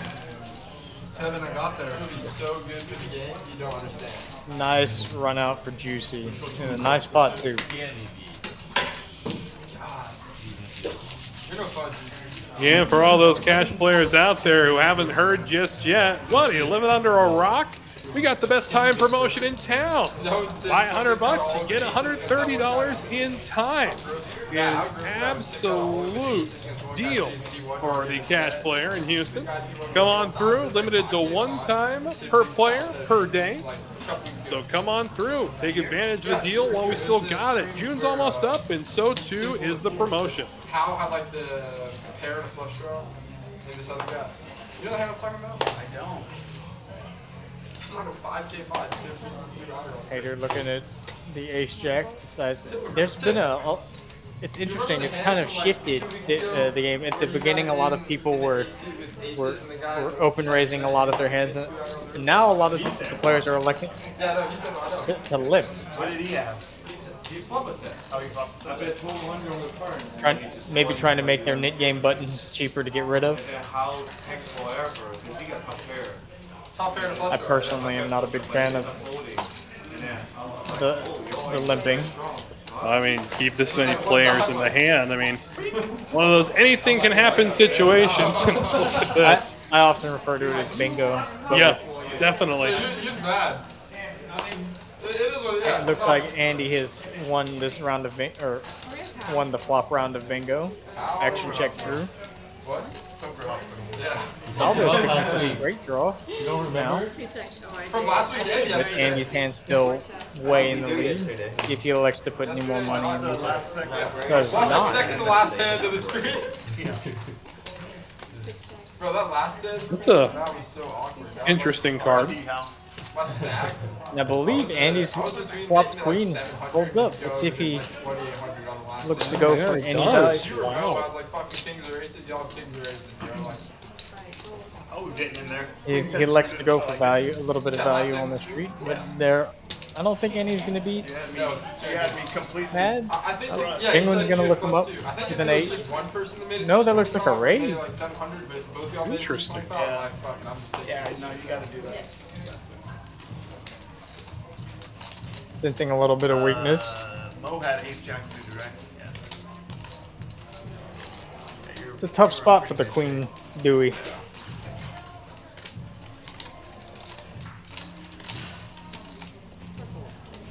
Decides to let it go since it's left. Oh, it shows him the deuce. I. Said you were 0 for 11 on Oh, flip. yeah, I was too. I didn't even realize I wanted to flip till like 5 seconds out there. Because the 8 came, I'm like, wait, that's big. They look here at the VPIP again. Penguin in the 65% range. Wow. Penguin's definitely bringing the action. Mo's not far behind him at 60%. Got a whole, the rest of them falling the 30s. Alba and Dean are a little short, but I don't think that's due to them not wanting to play. I think that just may have to do with the card distribution.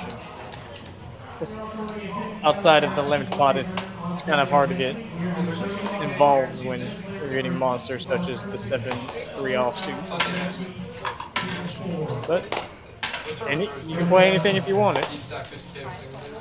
Yeah, I mean, it's an interesting thing. I mean, you get any 2 cards, you can play them however you want to. You can construct your story however you want to. But at the end of the day, someone's never going to agree with your logic, and you're going to get reamed for it. One of the things that originally attracted to me was even though the hands dealt are the same, the way the hands are played out is not always going to be the same. What players do different. Looks like Hater elected to 3-bet the ace king. Deuce 3, baby, let's go. Wait, so do you still play poker? Huh? You still play poker? That's what I'm doing right now. I was gonna say to her, we should play some PLO, but that's what you play, right?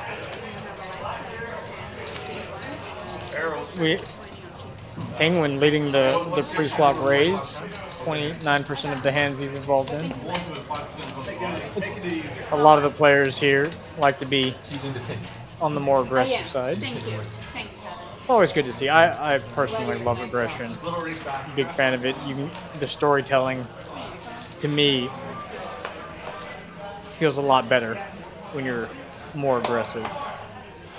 Dean waking up with the ace queen, opening it up.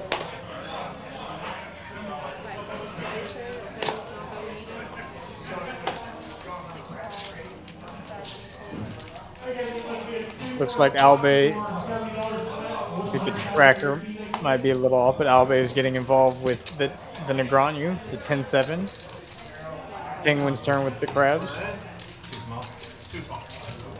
A couple more callers with go into another Texas heads up flop.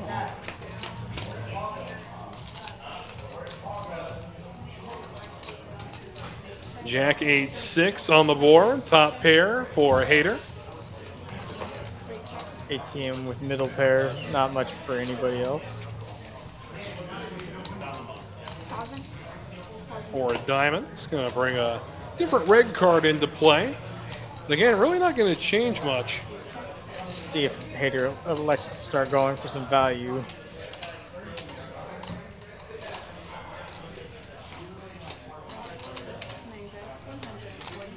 Indeed he does.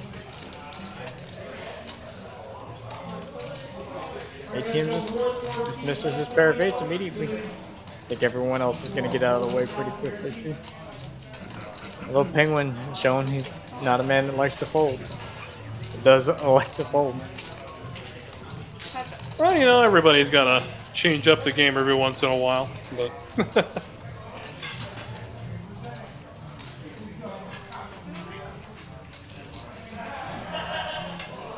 I guess there was someone called? I Because it looks like, yeah. Oh, looks like Albie's still in the hand.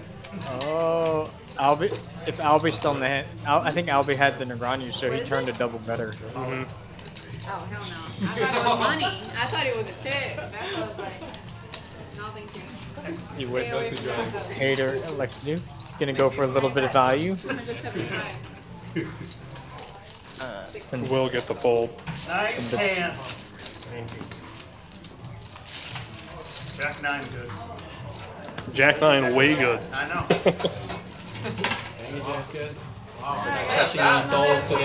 New dealer coming in. Soul read, baby. New dealer coming in, and that means another chance to bring up the 4th of July weekend spectacular. And it's coming your way, all kicking off on the 3rd at a $100,000 guarantee. And not to mention the one-day 50K. If that's more your cup of tea, we'll have action for everybody.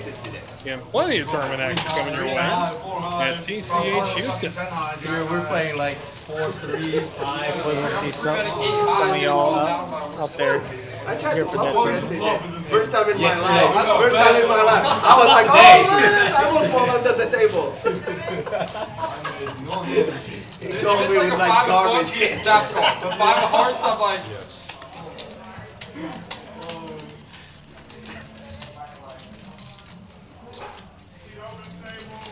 There's a Penguin TV series coming out on HBO, if I'm not mistaken. I think you're correct. It should be really interesting. A lot. I don't know why. I mean, Penguin on the brain, I suppose.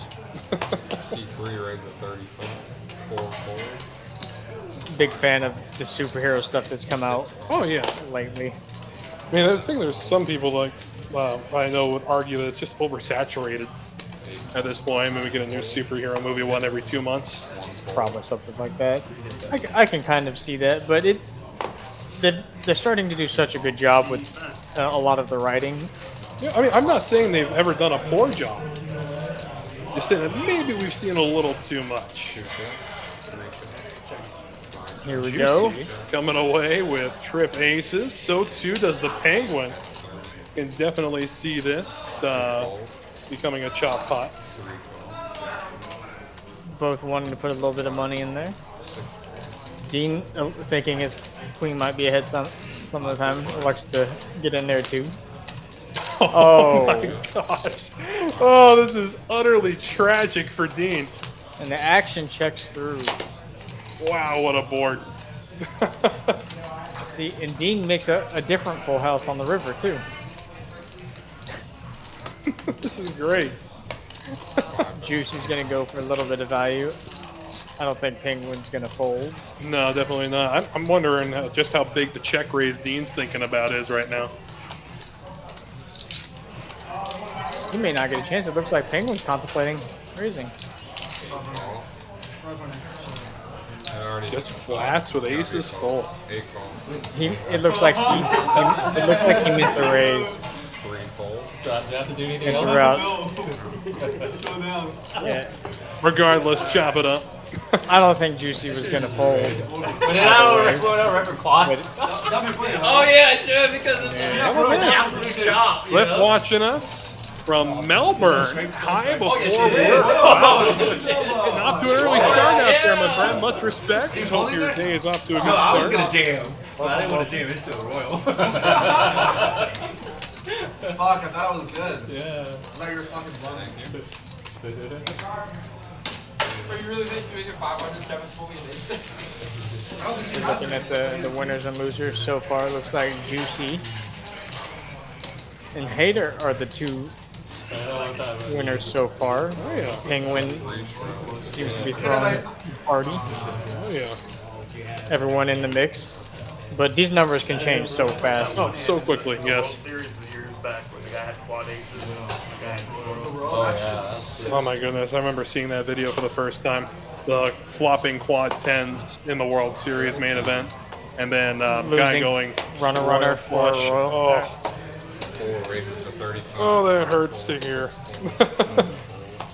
That qualifies as a bad beat that I will let any of my friends tell me. Oh, absolutely.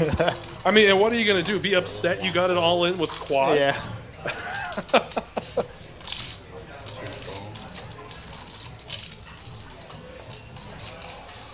There are some things in poker to be upset about. Getting it all in with quads is never one of them. So we go 3 ways to a flop here. Queen Jack, 6-5, and Queen 7 go with a war. And all heart board and Queen High. Everybody flopping a beast.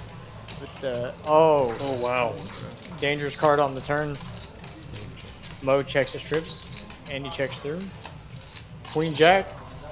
Remaining in the lead to see if the Mo's elect can go for a little bit of value. See how Andy wants to play this. He slow played it all the way. Just calls. Interesting spot. I think shows the best hand. But I like his personality. Could have been a little bit of a larger pot, but I think all the players were trying to play pot control because of the hearts. Well, y'all battle it out. They get barrels 28.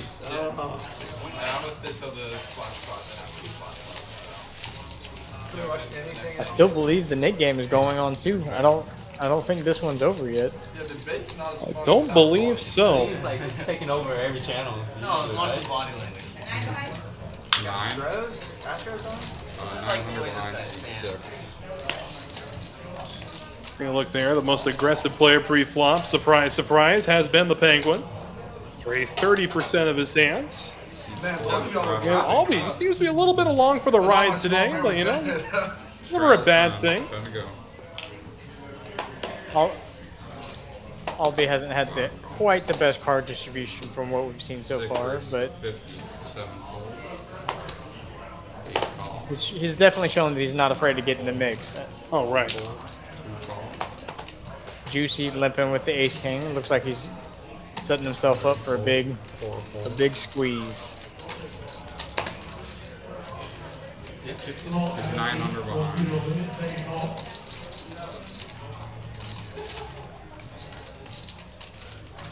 I don't think Juicy limped the ace king to just call. He's definitely thinking about how big he wants to make this raise. 5 raises, 260.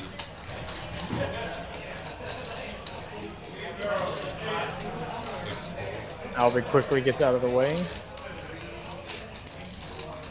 Penguin wanting to play a pot in position. The 10-9. Yeah, I like that hand. It's good middle board coverage, especially against early raise, or maybe a player in early position like Juicy. You know that, especially check raising, they're going to be waking up with some kind of monster. It doesn't always have to be a pair either. No. Mo coming along for the ride. But absolute bananas for everybody. Juicy thought he had the best hand with ace king before. He probably still thinks he has the best hand. I imagine he's going to be putting in some more chips. Let's flop. 5 bets 300. Goes with the optimal third pot size bet. Down bet. No one deciding to get out of line too. Usually I have a 4 there. I'm always pretty happy when I win a hand like that with ace king. Oh, absolutely. Although it often means I had the best hand, but still. Feels good. It is hard to make a pair, as they say.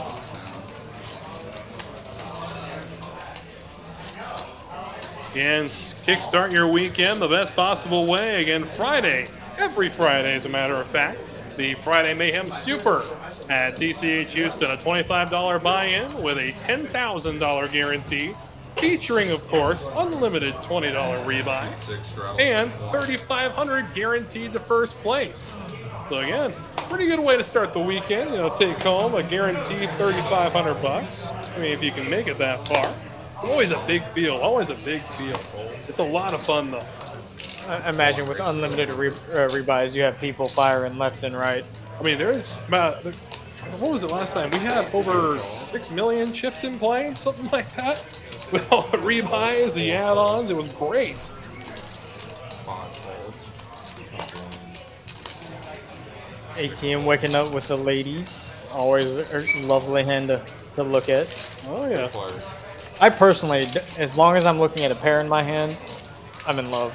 There you go. And that's it's a relatively decent flop for queens if you're holding the queen of clubs, maybe. But I think he's still pretty happy with this overall. And based on the hands, no one having club is probably going to work out well for him. Most certainly going to continue here, but with caution. See if Mo decides to do anything creative.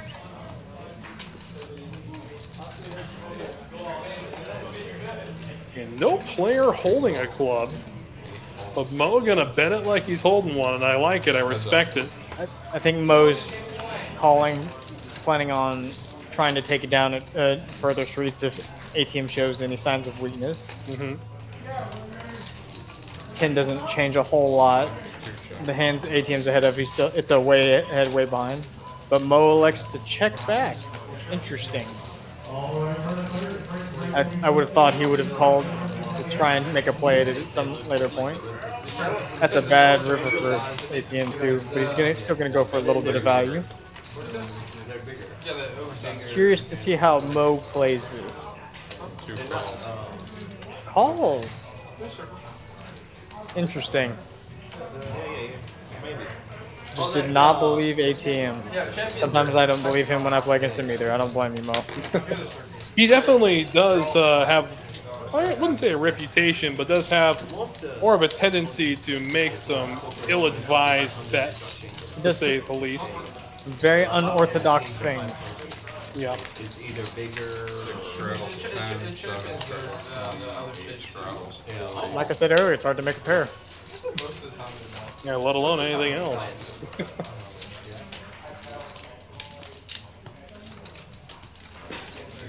Thank you.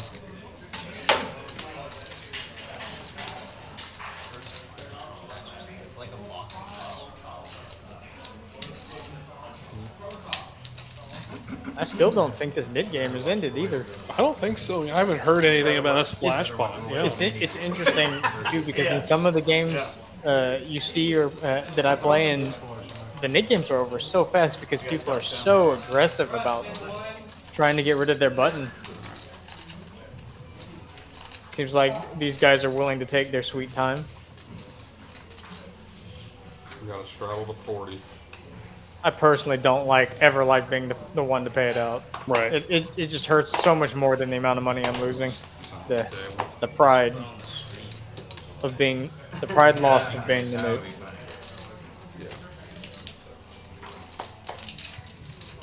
I've actually played with a guy who usually ended up being the one to pay it, but he was always the one that would bring it up, trying to get everyone to play it, which I always thought was interesting. I mean, if you're having fun, you're having fun. That's true. Bottom line. That's true. I mean, think about it. You're playing a game. If you're not having fun, you're not playing it right. That's true. 6 chess, 8 chess. Okay, we're going to talk about that in a quick second. Yeah, I don't think I didn't see that, Justin. We'll talk about that. Looks like Alvarez turned 8 along with Mo. And I believe this was a limp spot. Mo, as he's shown, tends to be a non-believer when he's made a little bit of a hand. 6 chess. Best 8 wins. All right, now, Justin, shining some light on something. Nice 10 yesterday, David. Yeah, Talk about that for a second. I got a little bit lucky against Justin. We were playing 2-5 yesterday, and we got 10s. I got 10s all in pre-flop with Justin. Justin had jacks, and it was beautiful for me because there was a nice 10 in the window, and I held up. So sometimes it's better to be lucky than good. Yeah, definitely. So I agree with that statement. Sorry about that, Justin. No, I wasn't. I mean, if he's bringing it up today, I don't think he's salty about it at all. So No, I play with Justin a lot. He's a great guy. I love playing with Justin. One of the most fun players at the table. I do straddle. Can never have a bad time. you saw the Penguin VPIP almost to 70% now. He might be. Oh, good, love the call. I mean, how often do you not want to call when you're holding jacks against tens? I mean, I think Penguin's trying to push his VPIP up there. See as high as it can go. So bad. I do believe the straddles or the restraddles are slowing the action down a little bit, which is one of the reasons why I hated the really big restraddles, because it does tend to slow down the action a lot. Because now you're playing for such larger amounts. That's me. Oh, sounds like ATM just called out "that's me" while flopping a flush.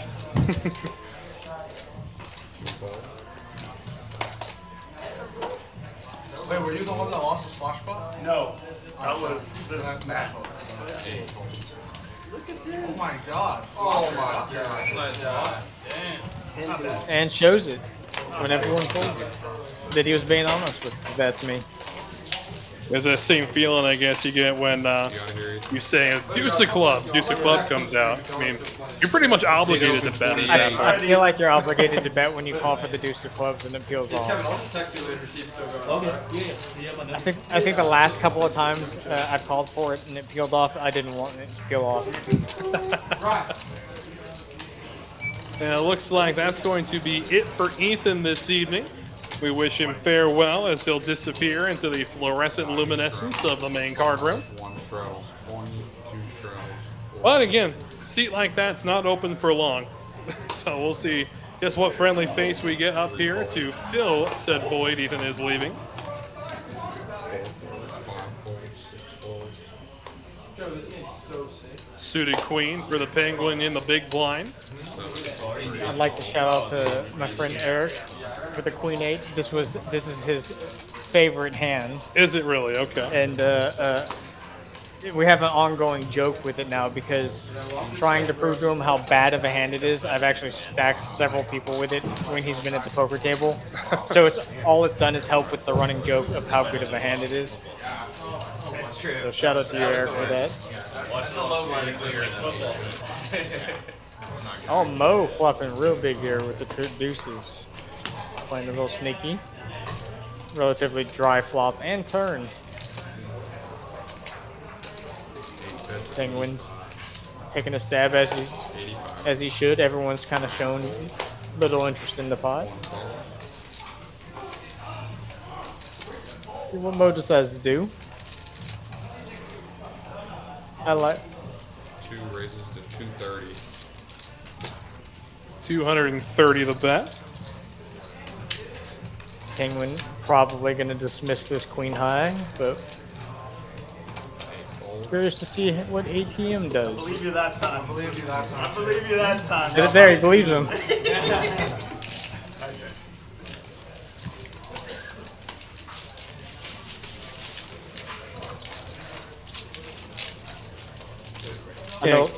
Go ahead. Oh, no. That was bad timing on my part. I just wanted to highlight again. There's the Penguins VPIP. 68%. Oh my god, it was like we said his name too many times. Oh, we've summoned him. Alright. Let's go. The man, myth, and the legend, Ryan. Gonna be taking the open seat. Years that y'all have not seen Ryan play or played with, had the pleasure of playing with Ryan. He is fantastic. He is, yes. He's. Wait. I don't want to. I don't want to make this sound sarcastic, but no matter what situation I'm in, if I see Ryan at my table, I know I'm gonna have a good day. And it's not because I'm after his chips or anything, because who isn't after your chips at the poker table? It's just because there's no one better to talk to at the table. Yeah, he brings the fun. Oh, yeah. I mean, I didn't think there was a bigger South Park fan in Houston than me until I sat next to him. I think the last time I played with him on stream, he had us all coughing because he had hairspray in his bag that he was spraying around on his hair, trying to get his hair in form for the stream. 6 raises, 200. Man, looks like he's bringing a pretty good stack over from 1-3. So Good day. Run it up even more. Alvin getting a little creative with the Jack-9 there. Juicy opening the 2 suited Broadway. Juicy not one to like to fold the suited gappers connectors. Queen 10 is a pretty one. Alex, I need to keep my mouth shut because Juicy just elected to fold. They're taking a little bathroom break. Everybody's taking a break. And no one's at the table right now. Boy, talking about we know the third man walking situations, but this is interesting. 6-man walking. 6-man walking. On the list. I don't think I've ever seen that. Yeah, this is new territory for me as well. Yeah, a lot of action. So it makes me wonder, are they gonna maybe want to suspend play for a second, or? I think everyone agreed on a unanimous bathroom break. What's your name?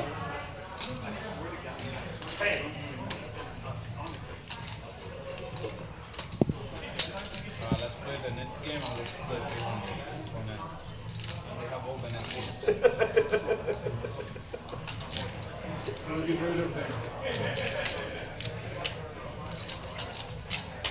So we'll wait to see just what manifests here. Doesn't look like we got any action here, but it does conclude our second hour of coverage for tonight's action. Again, it's been an absolute blast hanging out with everybody so far. And it's Wes Tucker and David Thomas on the call, and this group has not disappointed. So if they need a bathroom break, by God, they're going to get one. Definitely so. But so far, we've seen a little bit of everything. We've seen the improbable hitting a 2-outer on the river. We have seen the pretty much per usual fantastic bluffs and big pots. And we have seen something a little more interesting, which is still 2 hours into the show, a sub 20% VPIP. And that honor belongs to Albie. We'll see if that changes as the show goes on. We're at the halfway point. That's everybody. And it has been some fun, to say the least. Wait for everybody to sit back down here.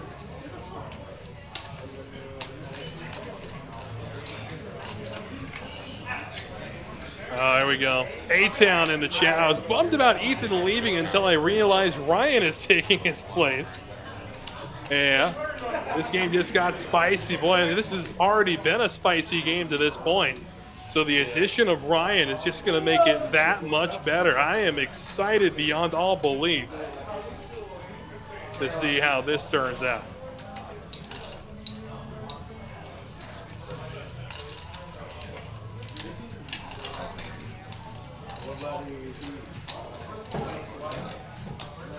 Oh, I suck at counting. 302.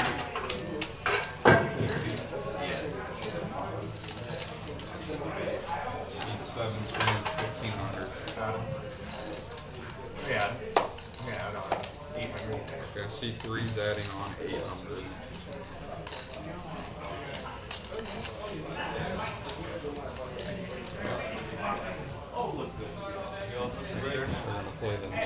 Took a little potty break.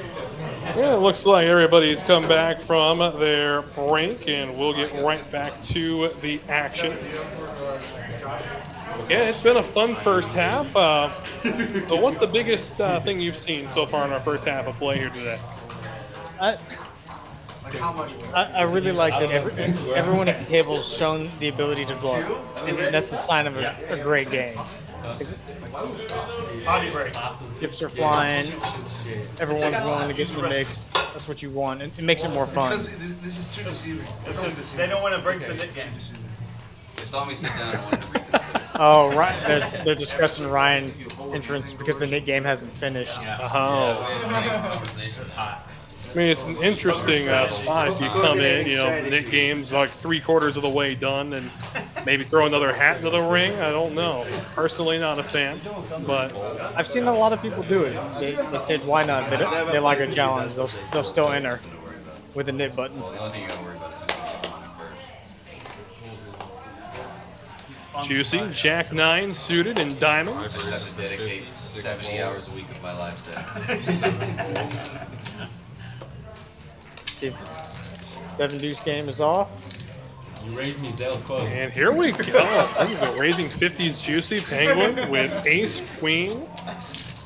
For someone as active as Penguin, this is a I mean, it is a monster, but this is a real monster for him to show up with. Oh, he's happier in the pig and slop right now. Mo looks down at a hand I personally love, the 8-6 suited. Oh yeah, 8-6. Those suited gappers, definitely an undervalued hand, especially short-handed. You can make some very disguised hands with those things. Juicy's thinking all of his options through.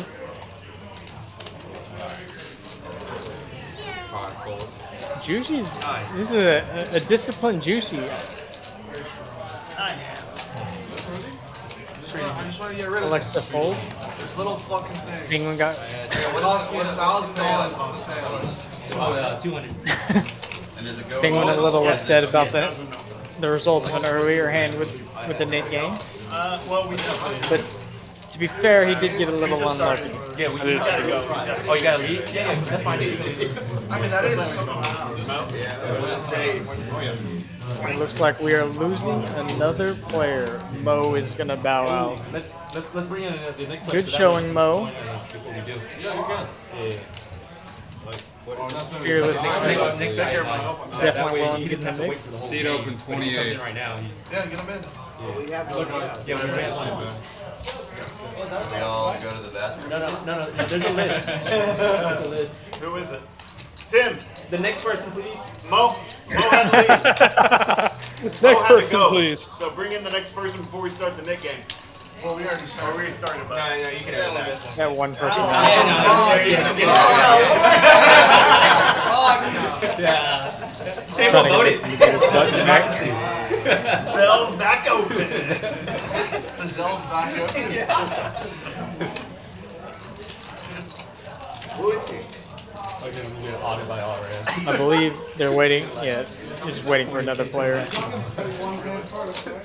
We'll play the Nick game. Are we gonna wait for him or not?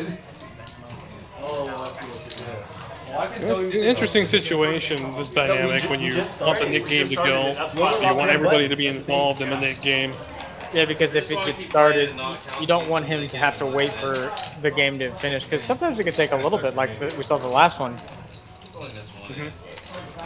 Oh, I see what you're saying. Like Definitely so. So a couple of interesting delays we had on stream. We also had a floor call on stream, which doesn't really happen too often.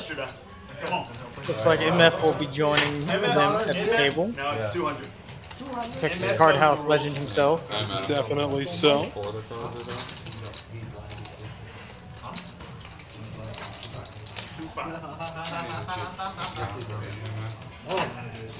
How much you start with? Under a long break. How much you start with, sir?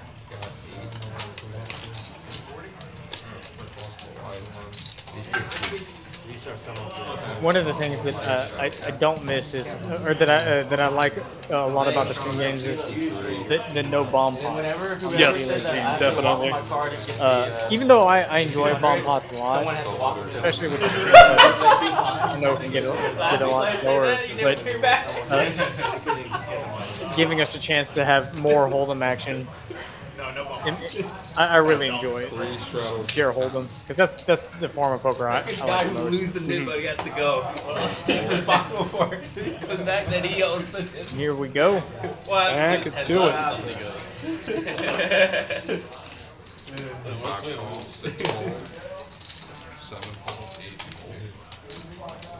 Juicy continuing 9 raises to 80. the 7-5 plays. Hater waking up with the Mighty Ducks.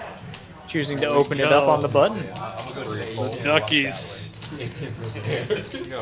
There's some big pots with those things. Oh yeah. Sneakiest pocket pair there is.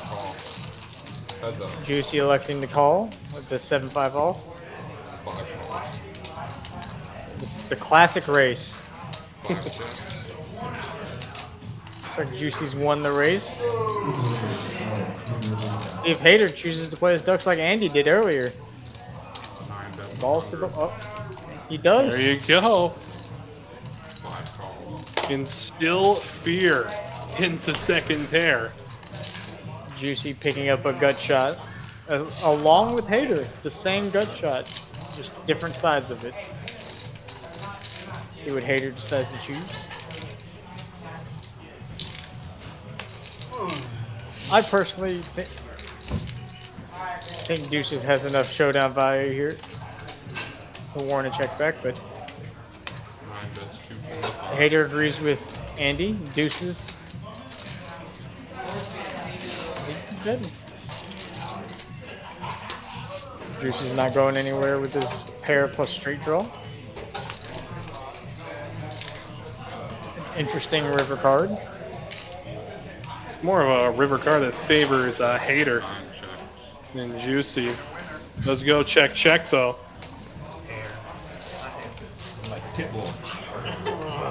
I'm not folding. Baby fold. I've got to guess. What does MF stand for? It's gonna spin a lot worse. MF explaining his moniker. I had it.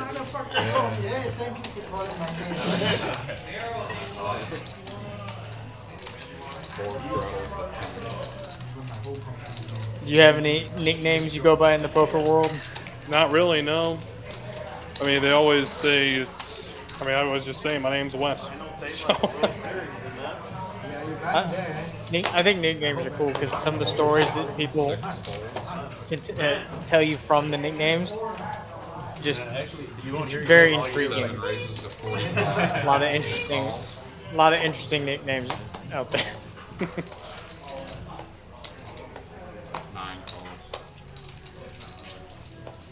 ATM waking up with the aces. One raises to 250, two folds. 250 from ATM with the aces.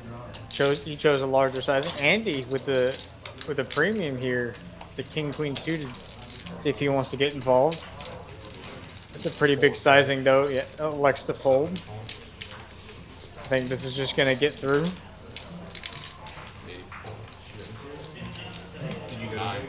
Yeah, I really don't see anything anybody can go up against aces with there. Maybe if 6-7 were suited, you could conceivably see a flop with them. But the king queen was the only real contender, and he had not put any money in the pot. So He was thinking about it. I was thinking, yeah. I wasn't calling. I was He was like, pocket deuces. Andy glad he decided not to make a move with his king queen suited. It always feels good when you're thinking about making a move and you elect not to, and they show the hand, and you just get to breathe that sigh of relief. yeah, a little validation in your thought process. Yep. I'll be. There we go, premium here. Picking up with a good hand. This is something we run into week after week. The player with the smallest VPIP all of a sudden opening from early position. I mean, right away, alarm bell's got to be going off in your head, right? Sometimes, I think it depends on the player. Some players just get bored. I know I'm guilty of that myself. If I'm card dead, I'll just do something because I'm bored. And of course, unfortunately, Andy waking up with a real hand here. Things there. It looks like Juicy's all too eager to make this call. 4 raises to 250. Now what'll he do with the raise? Just a chance to take it back.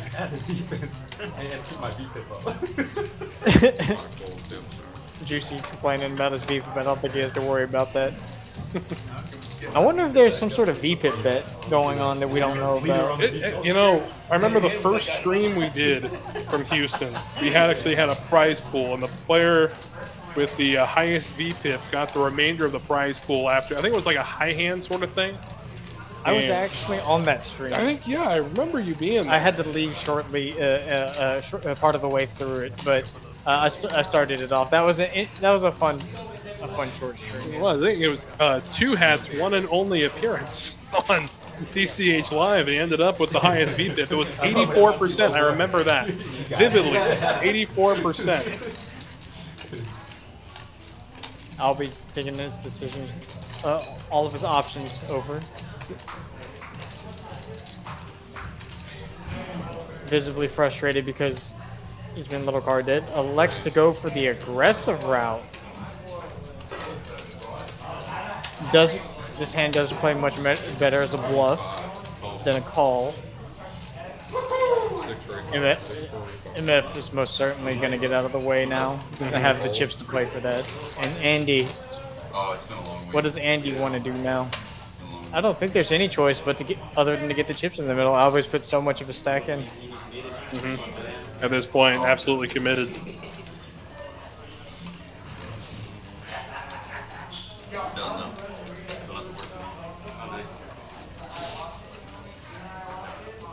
July 4th weekend coming up. Yeah. That's why it was a long week.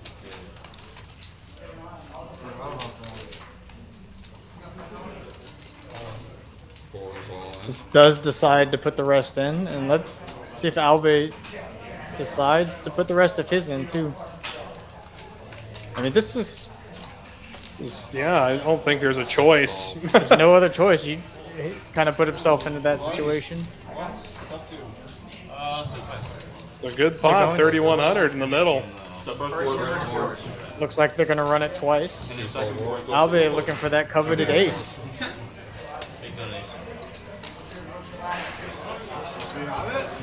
He said donation, and this one gonna say 20. Oh no! Oh boy, there it is. Right in the window. Which one is weaker, donation or flipping? The first board will go to Albe. Oh boy, wow indeed. Andy can fade. Oh, in the window both times. Picked up the jacks because the unfortunate for Andy. Wow. Gets it in good and then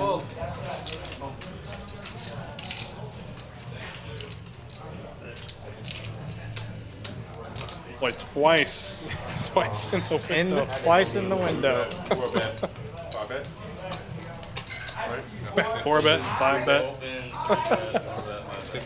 Spots like these, you can't do anything but shrug your shoulders and say nice hand. And You're not even racing at that point. You're fading one over.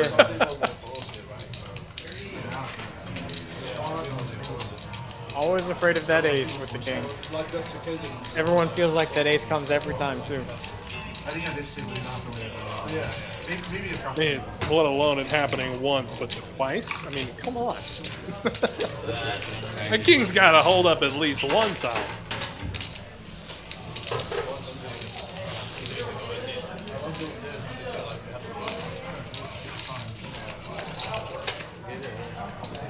Looks like Andy's gonna reload. See how much he's gonna reload for.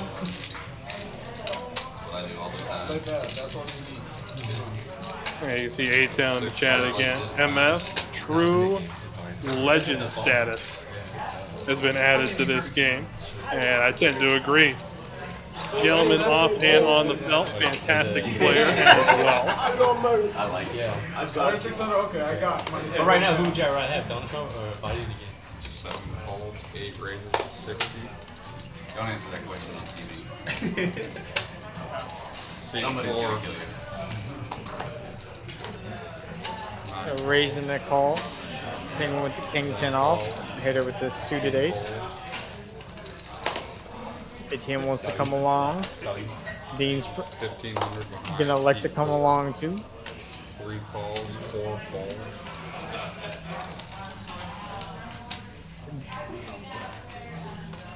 Juicy. Couple sailboats for Dean as well on the button. Albeit closing the action will come along with this king jack off. 5 players to the flop, and it's 8-6-6 on the board. Fours. Yeah, 4's thunder best out in hand. front. Let's see how Dean elects to play this. Was it through our guy? 3 bets 200. Does throw out a bet when check 2. Looking to deny that equity from those overs. Stick it to them.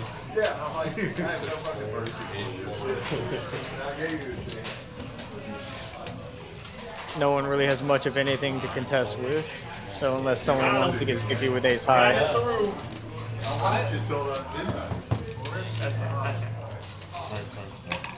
And gets rid of his mid button. That's a good result there. Keep in the pot without flopping a set with 4s. Great flop.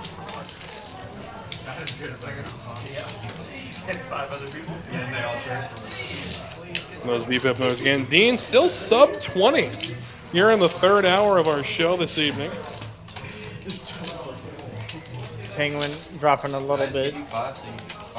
Falling down to 66%, but still pretty clearly in front of the pack. Everyone else hovering in the 30s. Well, Hater's almost pushing 40.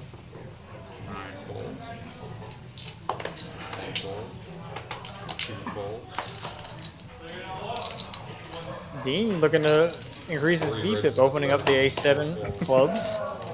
A fine hand to open. Juicy thinking briefly of some devious thoughts. Besides not. Ryan's got himself a suited king. He'll stick around. King 7 of spades. Penguin defending the jack deuce off. Here we go.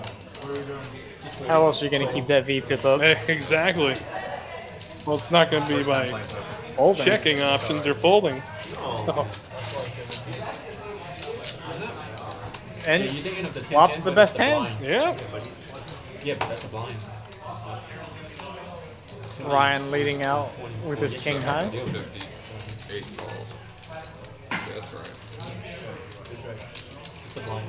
So it's kind of like Both players calling. Dean looking for some back doors. Ryan looking for some different back doors.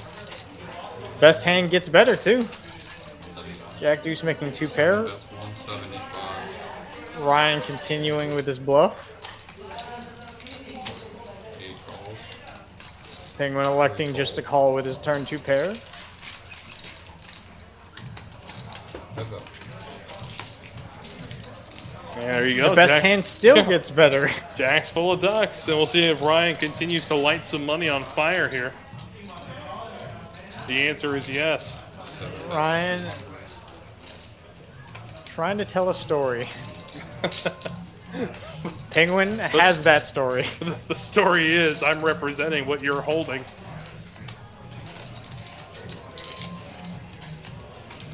Penguin's deciding on his sizing, really trying to give value from straights, smaller full houses. Elects to go for it all. Wow. Yeah, snap the full. bluff. Show the bluff.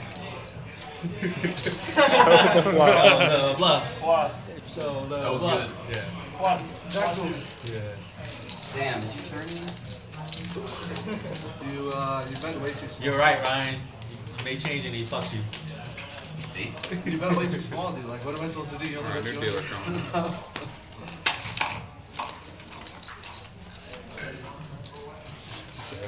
Boy, we know something about Ryan. It's not the first questionable play we'll see tonight, man.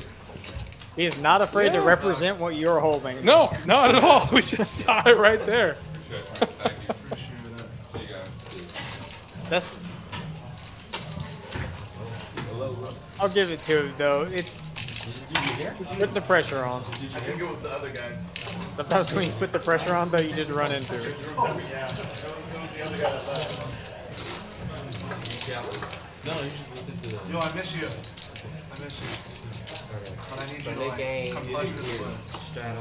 So Penguin was able to keep his VPIP high while also Making a very strong hand with Jack Deuce offsuit, something that doesn't happen.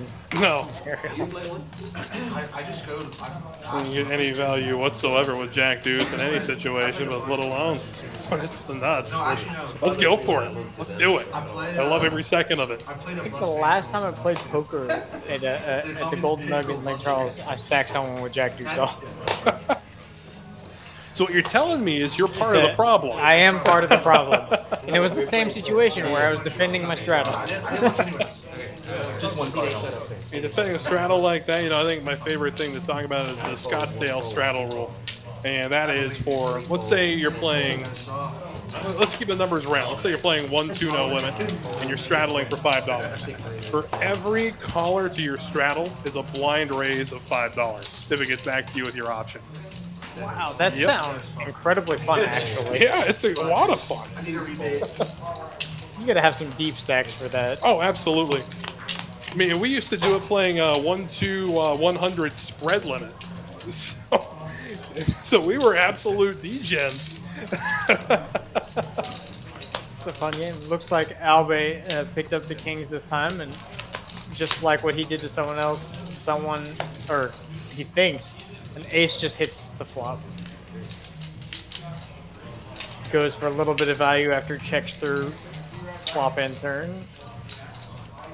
Ryan with just a measly pair of tens. Thinking about making a hero call. Oh, does. Good on Abe for finding value. Oh yeah. I mean, let's face it though. If you're going to be getting value from any player who's got any piece of the board, I mean, it's going to be Ryan, right? As the action happened, going check. There's a lot to it. Pretty confident he has the best hand. And if he hears from better, it makes the dismissal of the kings pretty easy. So. Oh yeah. That's something I find myself struggling with, finding thin value like that.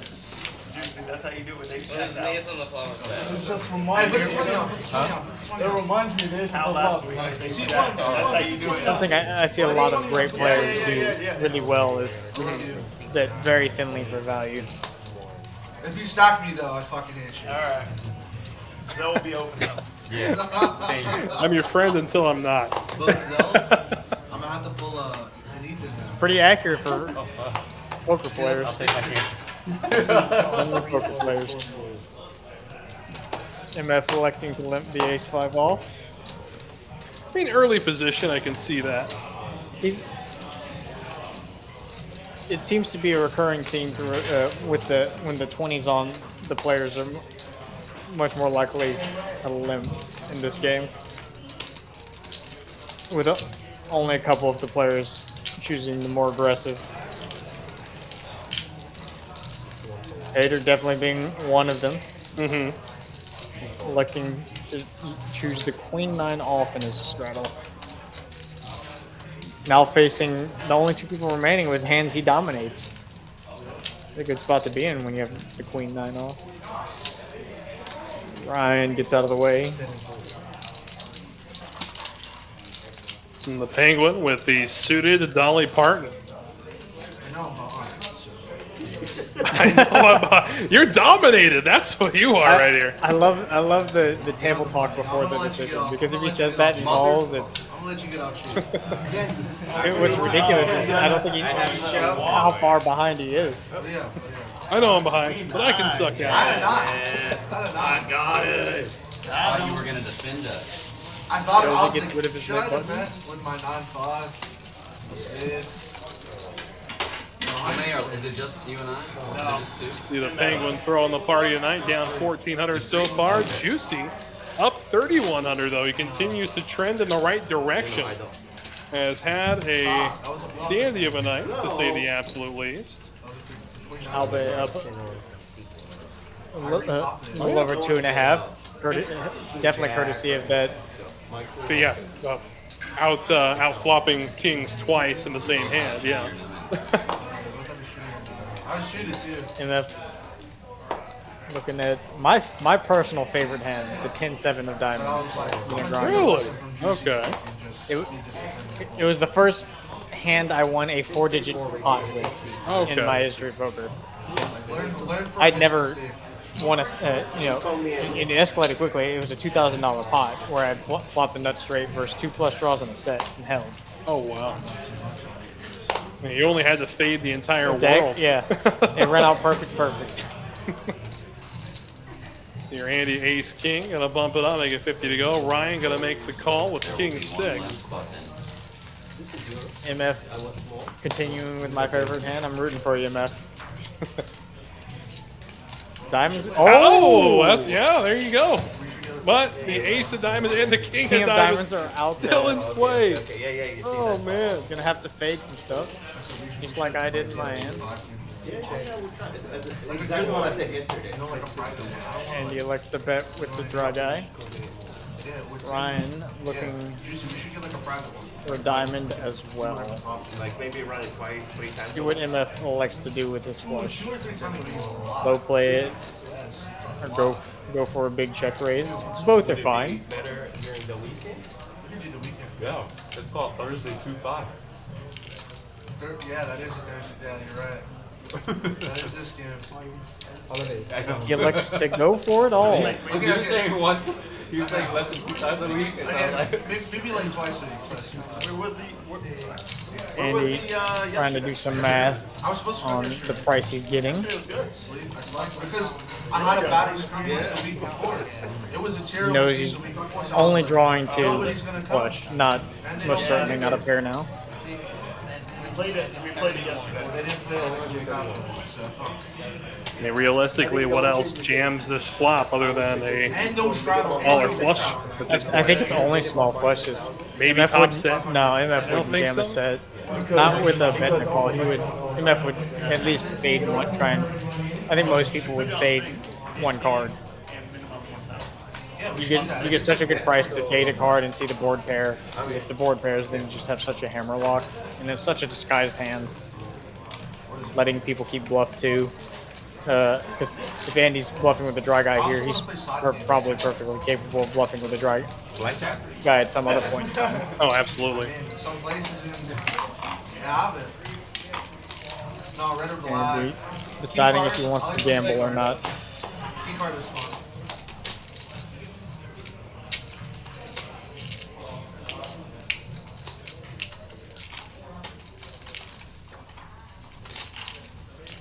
Elects to fold. I don't know if Ryan's got that fold in him, though. It's interesting because Ryan's thinking about everything, but if MF had just the dry guy, he's already losing to ace high. Yeah, yeah.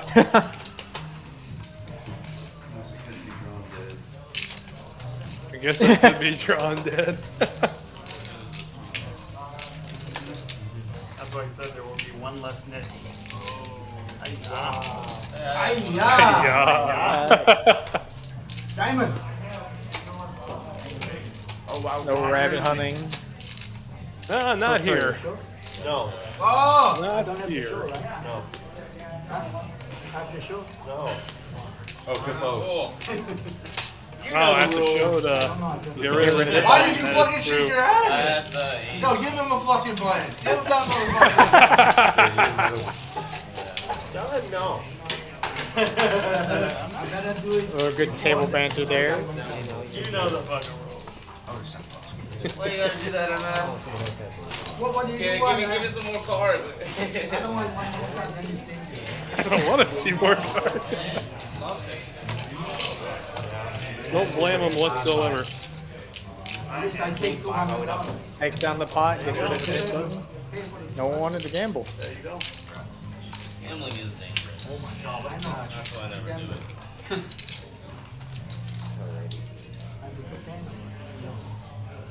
Good on MF for winning with my favorite hand. I have to tell him I like that. 3 raises to 30. 4 calls, 5 folds, 6 folds. Man, JC, I wish I was playing blackjack with the hand I'm getting, man. Ace tray here for I Albie. wish I was playing blackjack with the hands I'm getting. Yeah. 7 calls. Selects not to go with it. Again, VPIP below 20%, but the second biggest profit at the table today. And good thing here, I mean, he may have done it twice. I mean, Queen's here for ATM. He's going to 3-bet up to 150. always happy to see, but you still gotta fade some. There's so many different dicey flops. Turns and reverse. I didn't try, but someone. Andy electing to gamble with his Definitely suited so. connector. Little middle suited connector. Both players are deep. See if Ryan wants to continue. Well, he's never seen any 2 cards he hasn't liked. Oh, yeah. You're right. He Just will like tag 30 along. minutes ago, Yeah, he we'll said, go like, 3 man, ways to give a me flop here. sandwich. Give me that brand. Queen in the win. Oh, flop! Lobster. Here we go. Make sure it's a live lobster. The ATM in La La Land right now. Electing to bet. Very tiny. He's a prince, man. No, bro. He's a prince. Saudi prince. It's always a great feeling to see that first queen in the window, but then the second one's an even greater feeling. But it's going to be hard to get paid on this. You could just be thrown up. You didn't have Andy flag here. Andy's electing to call, and Ryan is all in. Oh, again. High. Another situation where Ryan is representing the hand that his opponent has. This time he's run into a bigger buzzsaw. He's drawing it completely dead already. He's run straight into the stone cold nuts. I mean, does ATM flat here, hoping to bring Andy along another street? It's his only option. Yeah. He's what, 9 divine for the His hope is that the best case scenario is that Andy has 2 10s and we're slow playing, and Andy You got a back. chance. No, I don't. He has quads? Damn. 3 cards? Who cards that? Oh, straight flush. Wow. Ryan has run into it again. Boy, oh boy. What a predicament. Change your name to Lugbox. That was his name yesterday. It's hard to storytell when the opponent has what you're trying to represent. Next year we're invited to his castle. Like when you're 10 years old, you're expecting to see have Superman mermaids, in the party, mermaids, and this 350-pound guy in a shirt that doesn't fit shows up. Yeah, that's exactly what's up. Ryan's representing. Does he hear him? I'm Batman. No, I'm not. No, you're not.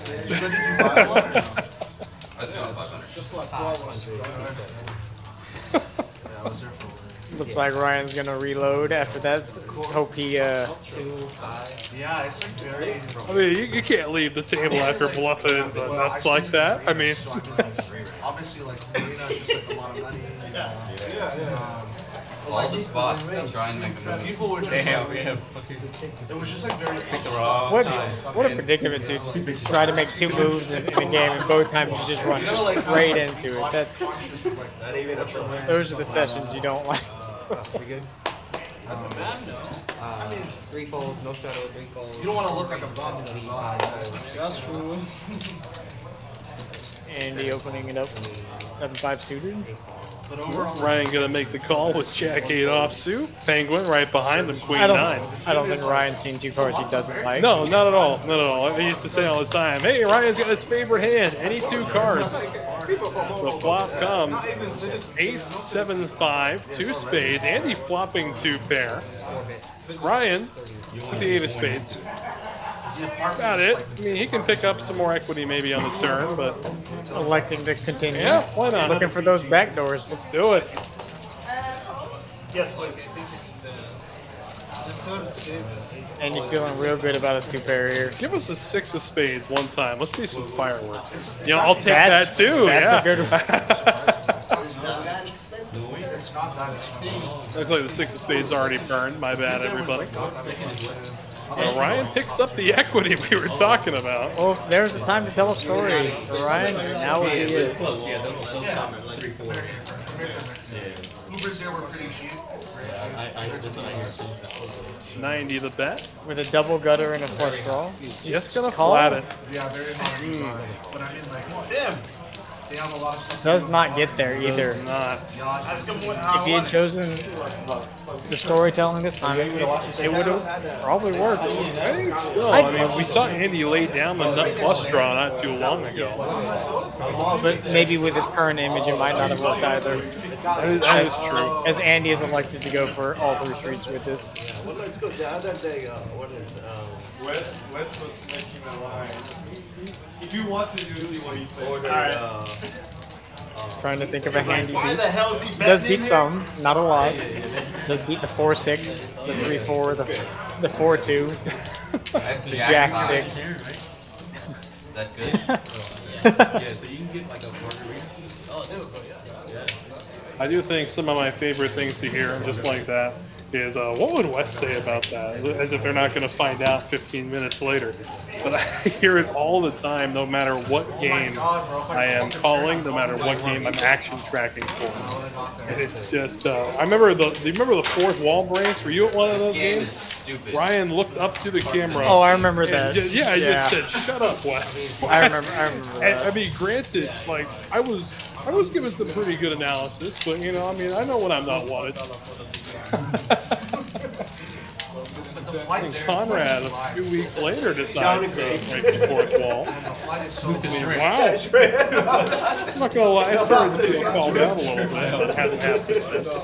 I will say though, with the way Ryan plays, when he makes a hand, he gets paid. Oh, absolutely, he does. That's how that works in this. When you give action like this, when you make a big hand, you will be paid. with the connection and everything. No, okay, right. Because there's no direct flights from here.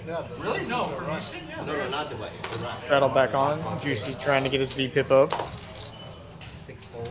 Good luck, all in. Thank you. Me too. There we go. King 8 is the hand he picks. I think he looked at both cards or just saw the king. I think he just saw the king. Yep. Hey, yeah, you know that Hater is going to be making this call with any ace-x folding. Yeah. Really? Hater folding? No, he's not folding. No. He's queen. Oh, Ryan only has 160. Oh, okay. Okay. I thought it was larger. The 4s go in the muck. I don't think Juice is going to continue with his holding. I doubt it. All right. Ryan will be happy to know he's live. Oh, yeah, he's as live as he can hope to be.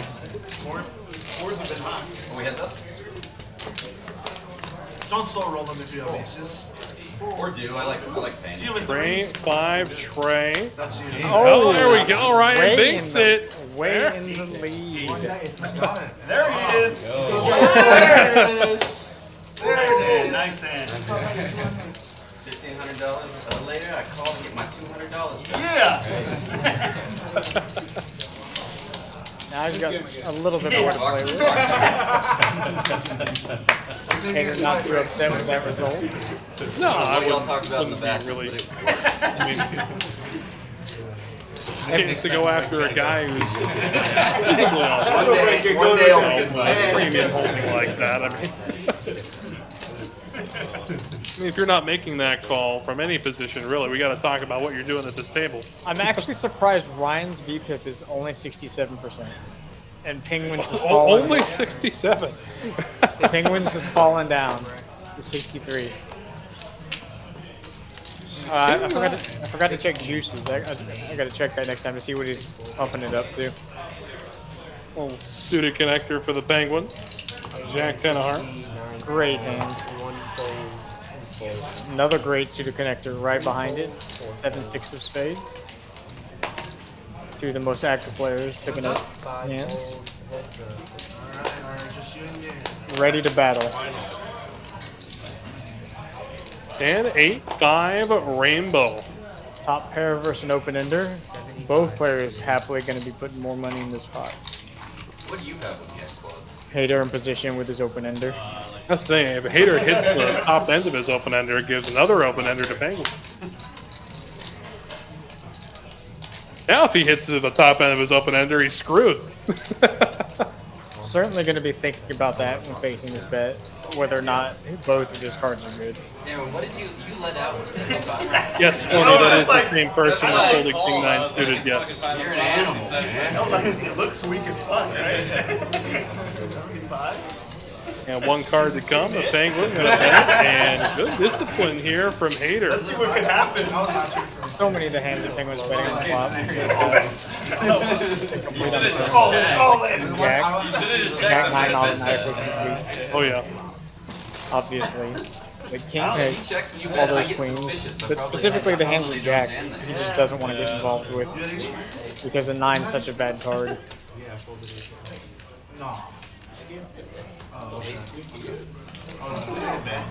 Someone tell you something about me? Thank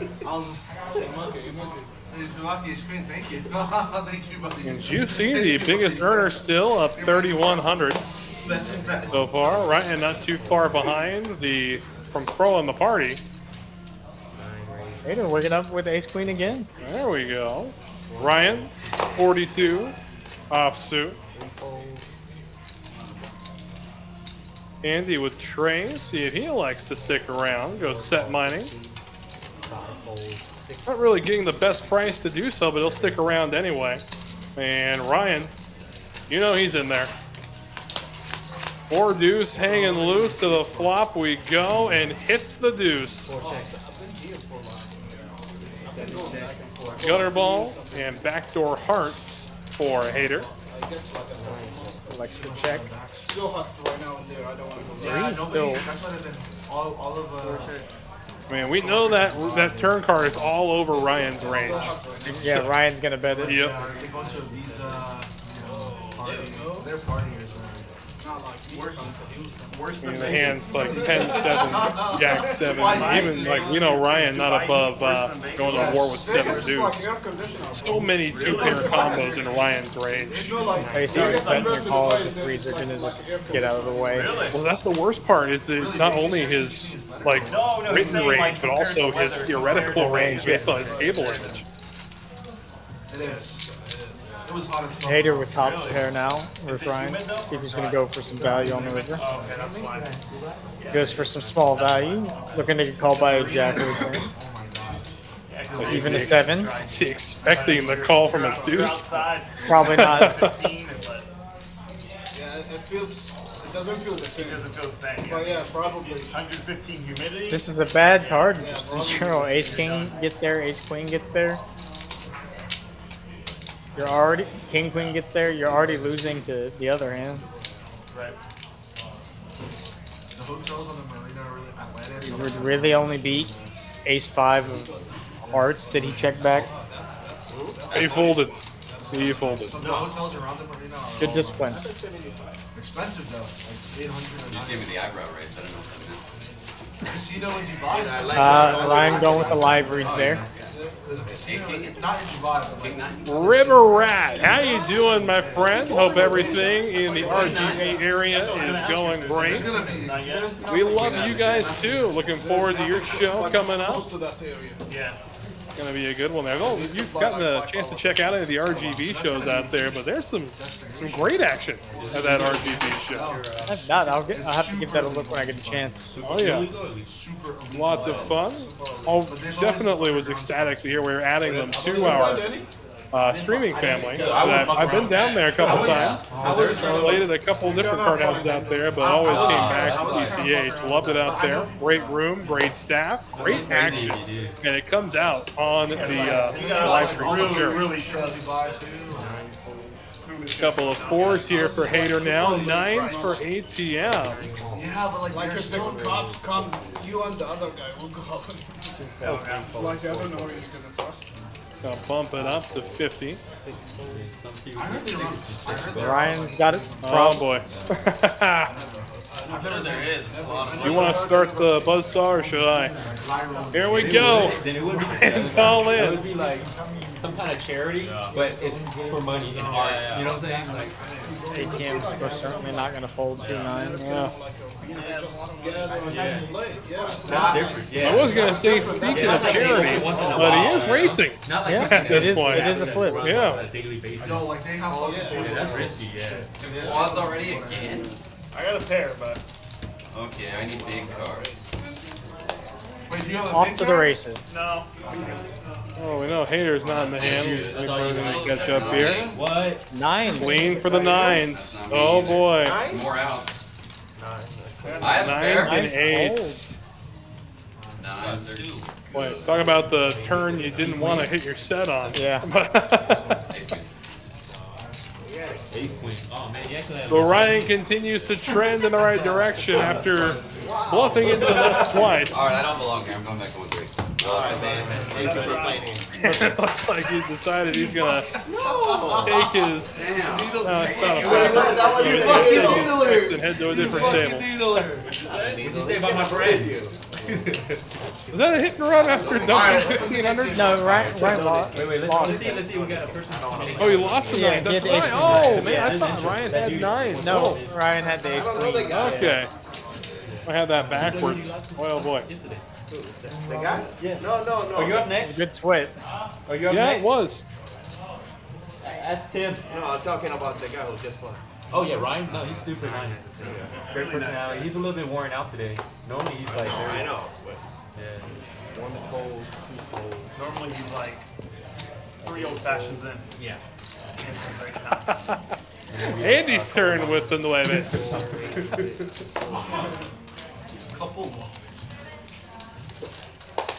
Juicy looking down at an ace.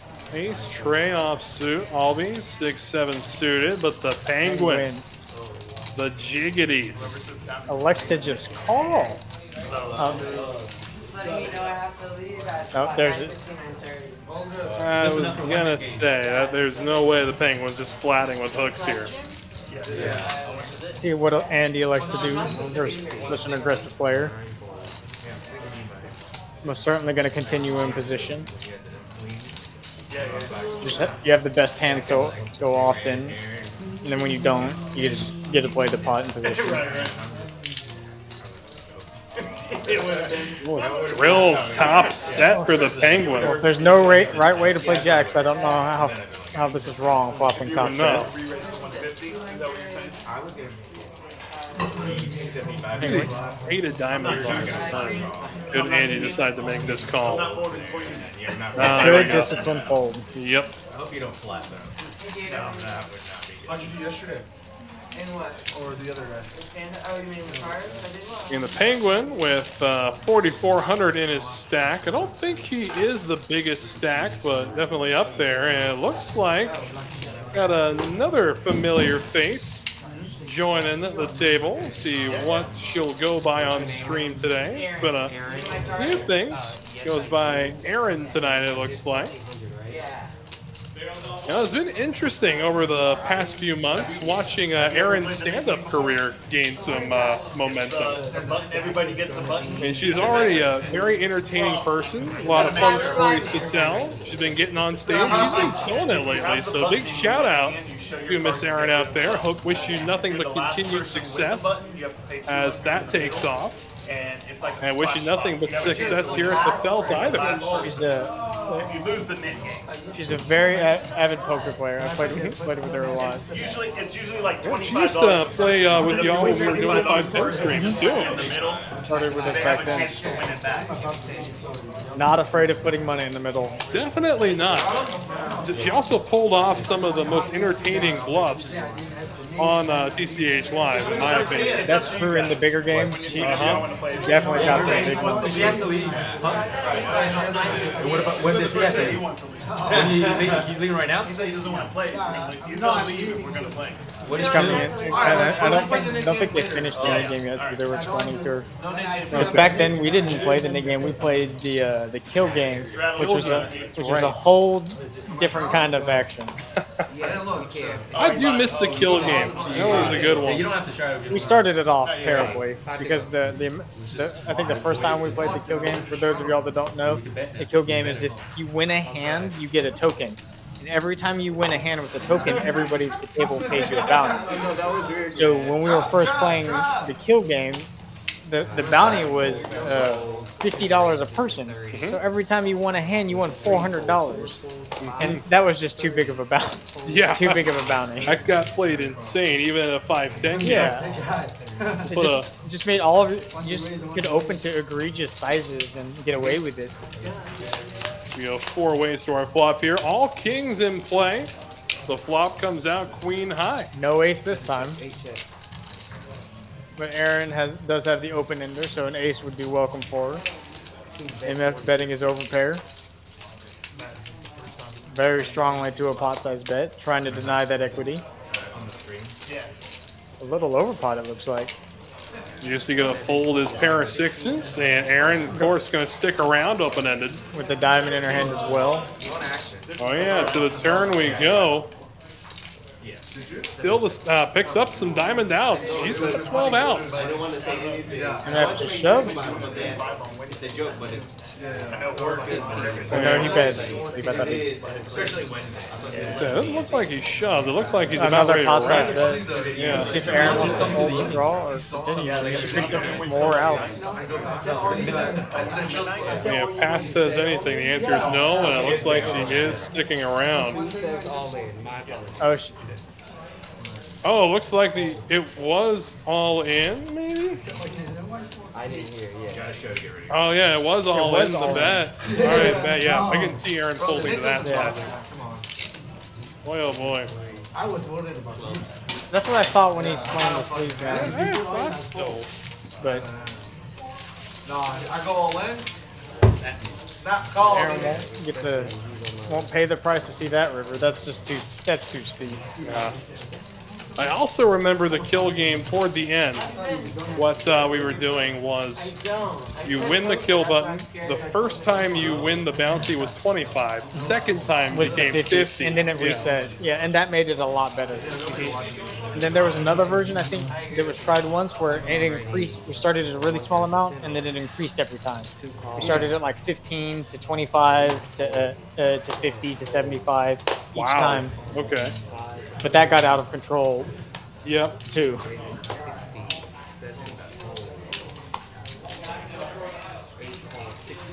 Albie with Queen 8 of diamonds, gonna bump it up, make it 60 to go. The Penguin, the high suited connector, Queen at Jack of Hearts. MF with fives electing to come along too. Fives staying out in front, but not a great board for him.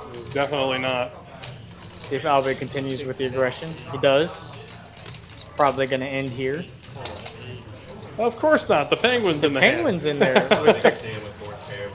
Definitely looking like making a move. And from behind, Albie now is the best hand to see how he chooses to play. Would have given an open ender to fives, and now 2 pair. Penguin with just queen high. But certainly needs to bluff to get ace high to fold. More likely to have a 7 than Albie. He's gonna have to go pretty big though. I look pretty. 355 in the middle, and the bet sizing is 165, about half pot. I don't think that's going to be big enough. I was thinking out loud. I mean, we know the Penguin is not one to slow play anything, so we definitely not put him on a king. I think he could have some kings here, some of the weaker ones. Maybe king 5, like king 3. King 3, I still think. I think if he had like a bigger one, he would have been 3 bet. I just wanted to make sure he wasn't He could very easily have a 7 though, which is something to worry about. Which is, I think, really what Albie is thinking about is, does he have a 7 very often? Well, I mean, what 7 X's are 3 betting you? This wasn't a 3 bet. Oh, wasn't? I thought it was. No, 3 bet. Albie raised. Fucking juicy, bro. Why did you say it? Oh, it's gonna be That shit was getting through. That shit was getting through. No, that was not.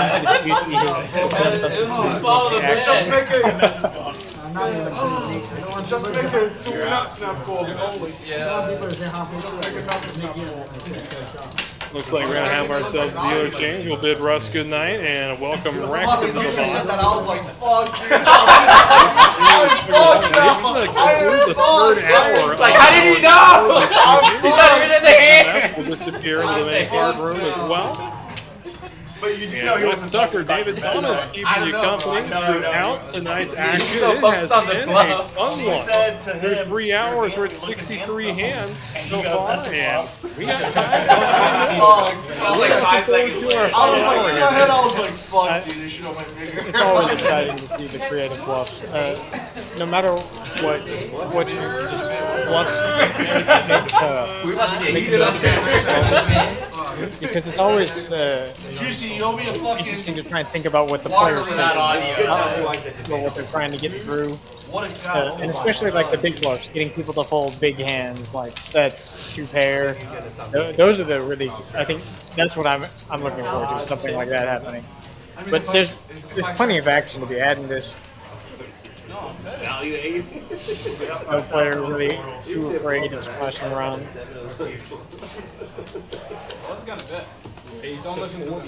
Queen 10 and clubs here for Andy. Gonna bump it up, make it 40 to go.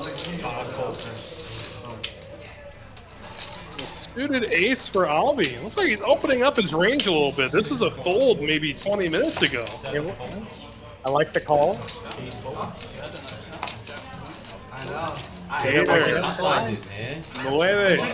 Make another appearance. He's just gonna flat with him too. ATM's in there. Jack Deuce Steps out of the way. All right, so 4 players to the flop. A couple of queen 10s, ace 7, and 9s. And ace 7 comes out up front. Gutter ball for both ATM and Andy. And he has the backdoor close, which would probably help him keep the betting lead if he wants to. Flex not to. Albert goes for a smaller size bet. And with the acing king on the board, 9's getting thrown away pretty quick. I'm calling with that on the rainbow board for that gut shot. I don't think Andy's going to dismiss it either, especially with backdoor clubs. A harmless use of diamonds. We pretty much write off any flush draw at this point. We know nobody's floating diamonds like this. I'm interested to see if either of the players turn their queen into a bluff here, because it has no showdown value. And both of these players with queen 10 could just as easily have jack 10. And that's the conclusion Andy's come to. 175 with a bet? small bet too. Albe though does have a hard decision because Andy could easily have a stubborn queen, a king queen, and then still jack 10. Not to mention he's still behind the like ace jack, ace 10. Yeah. Yep. Decides to let it go. Good bluff on Andy. Well thought out. No knit button, no show.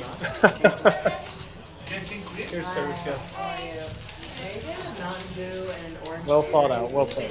Well played, Andy. Those are the kind of bluffs that I like. Yeah, definitely so.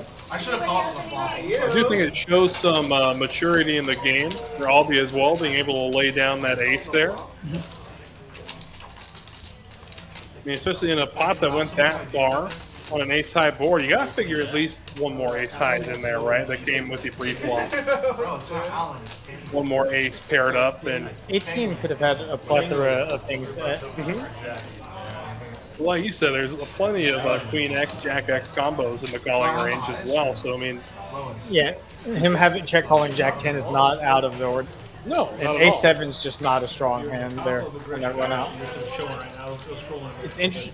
I'm interested to see what would have happened if he had elected to bet the turn when the deuce came, but we won't know. Juicy opening up the Queen 10 now of his own. 7 folds. 8 raises to 130 total. The top 2, not the first. 7 folds, and then 8 raises to 130. Just went up 5%. England elects to 3-bet with 3 days. You went up 5%. Oh, bro. Motherfucker. 3 folds. And then, 4 folds.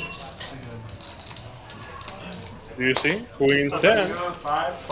Well, this one's, yeah, they're so deep. He can go both ways, but Queen 10 offsuit is probably just too weak. I mean, it's going to be an absolutely devastating Wow, pot but to then you just big raised stacks. Sharing Yeah. is caring, my Butting dog. there. I mean, is it worth the risk at that point to maybe be thinking about calling off half of your stack to a bigger stack? I mean, What is 63%? more of a conversation you usually have in tournaments than cash, but it's something that everybody's got to take into consideration no matter the situation. Do I really want to tangle with the other big stack at the table? And especially someone like Penguin who's not going to let go. I straddle on seat 5, $10. Like, 6 folds. Penguin won't make it easy on you. A lot of the big stacks won't make it easy on you when you tango with them. So especially out of position with such a marginal hand, it just becomes so hard. Again, Penguin though, coming up with it. We get it, bro. We get it. One fold. With that bud. Alan Keaton over here. 3 folds. 4 folds. Certainly a hand good enough to deal with. Private jet to Dubai. Aaron does not want to let her hand go. Well, she'll make the call for 150, and we'll go heads up. Penguin and Aaron going to war. Just you knowing about it. Beautiful flop for the ace king. Definitely so. Especially holding the queen of spades. 8, that's 125. Aaron electing to come along. Interesting. It's a Okay. raise. 8 goes all in. Oh, there it is. Aaron choosing poor timing to turn her hand into a bluff. Really hoping the Penguin had a hand like queens or kings or jacks. Bud moves to seat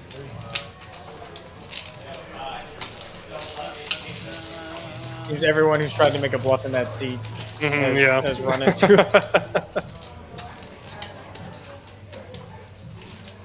Now, coming into a new game as a player, you sit down at a seat, first thing you hear is, man, nobody in that seat's had good luck.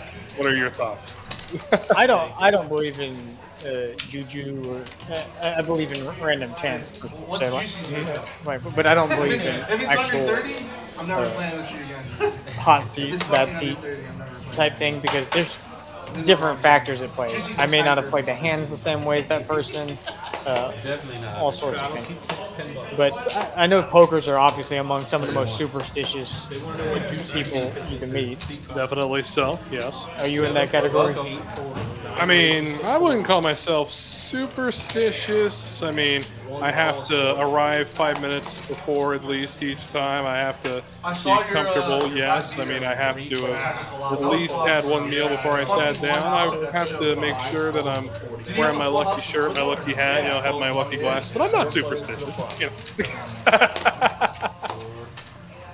No, actually, I don't have a lucky shirt or anything like that, but I do have a superstition that if I'm playing and not wearing a hat, I don't play well. That is the one superstition I have. So whenever I do play, I am fully hatted.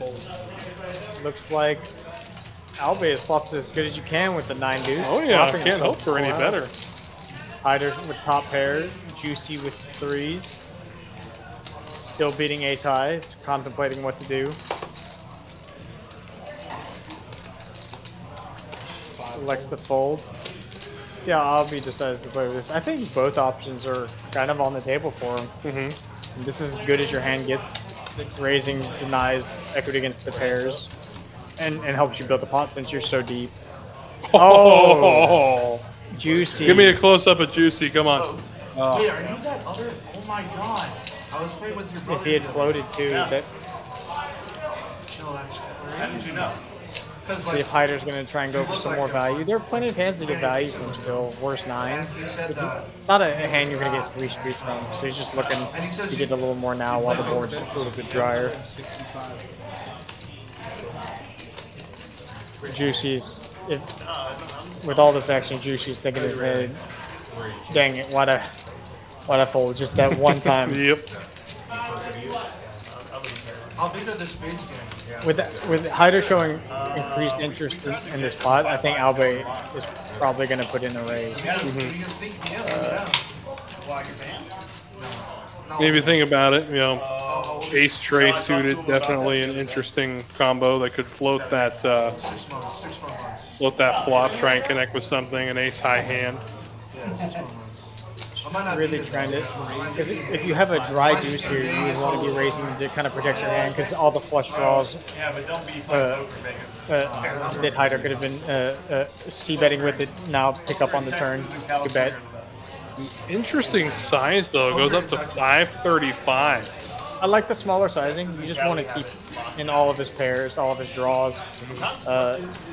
You don't want to, like, it's a disaster if Hyder folds something like 10. So you want to make sure because you don't need to go big. You're not protecting from a ton. Just flush draws in the bigger pairs. So I like the sizing. Hyder's hands is an interesting one because you block nines, and realistically, there's only one combo of 9 deuce suited. No, it's 25-50. You got all that Jack on the river. 1,412 in the middle.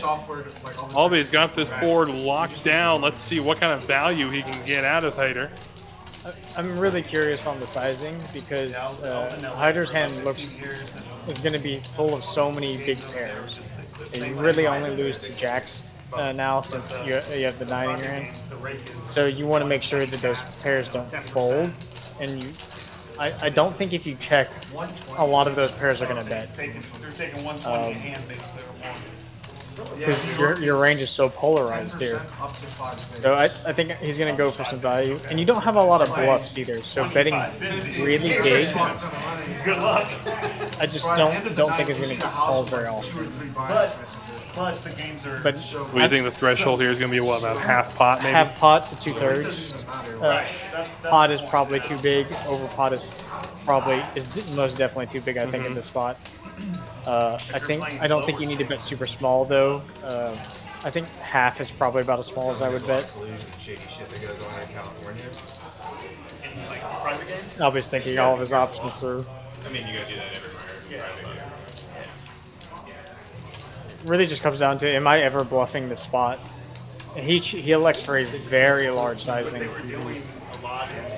Now Hyder obviously in blender with his hand. Hand's kind of weird because if Albi was turning a hand like Jack, 10 of hearts or Ace Jack of hearts into a bluff, he's actually losing to those hands. So Hyder's actually got one of the worst hands I think to call with, blocking a dry 9 that Albi could have that he could raise with, turn into a semi bluff. You know, pot size bet is what he goes with. He's really saying I have a missed draw or a full house, or a dry deuce too could bet the size. Well, I mean, think about a raise on that turn. I mean, the nut flush draw, perhaps. You know, ace X of hearts that he would have floated with.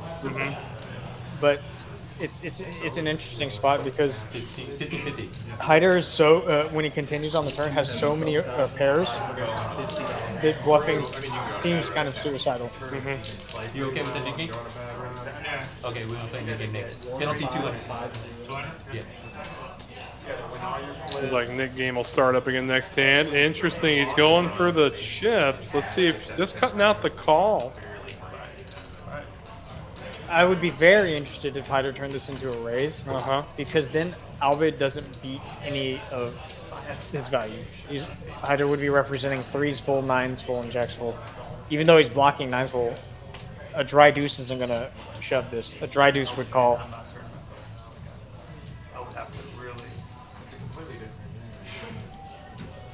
Obviously, Juicy's thinking in his head, dang it. Yep. I'll take a couple shots, like maybe like the 300 here. You're just gonna need a couple shots after seeing what's turned over.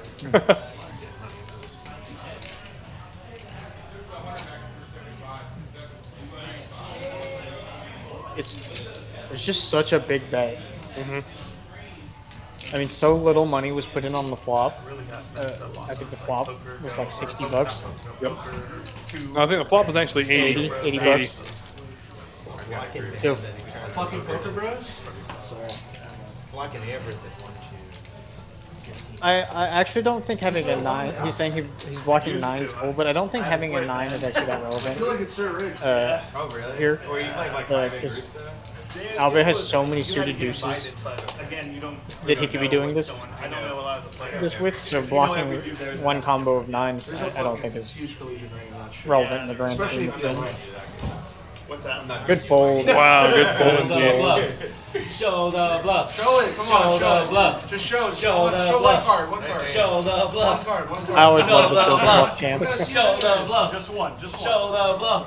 Oh my god! Was there a 9 on the board? Bro. Showed the 9. I think that's the best card to show. Absolutely.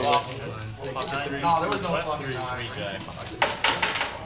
I would actually be happy with my fold if I have king 9 and he showed me a 9. I would be very happy with that fold.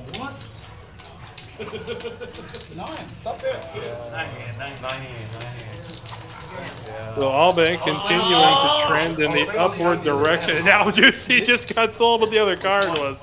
He's so thinking he would have turned that. It would have been a sneaky full house too. yeah. And I don't think Albe could have gotten away from it from Juicy. Especially if the bet sizing were the same there. He goes Yeah. pot size bet on that river. There's no way he's getting away. It is not an addiction, it's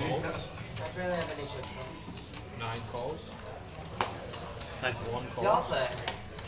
We can't. Oh, we have a new player, Lazy, who's joined the mix. Lazy, okay. 3 raises to 60. Dean, waking up, increasing that VPIP. See if Juicy wants to get in the mix after that. Sometimes, you know, after you see something like that in play, you get a little frisky. Oh, absolutely. 9 calls. And 2 calls. 5 ways to a flop. He was shadow already. Yeah.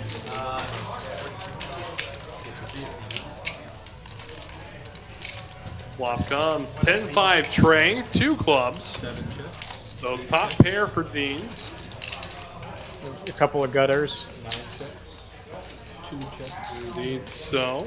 Dean, 3 bets, 225. elects to go bigger, trying to look for protection, a little more protection.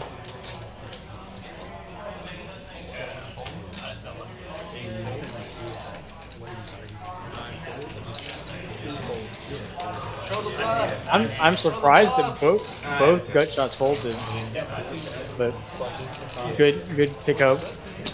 Good Jack 10. Dean there. No resistance. It always feels good to get no resistance when you see a flop.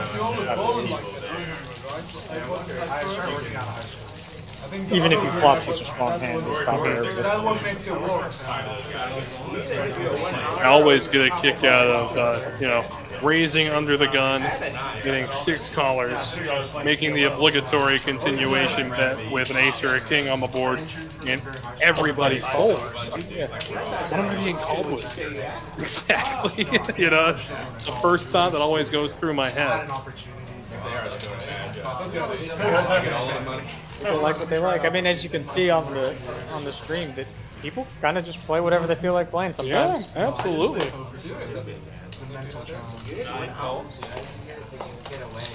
One fold. Wait, is it 100 if I wasn't it?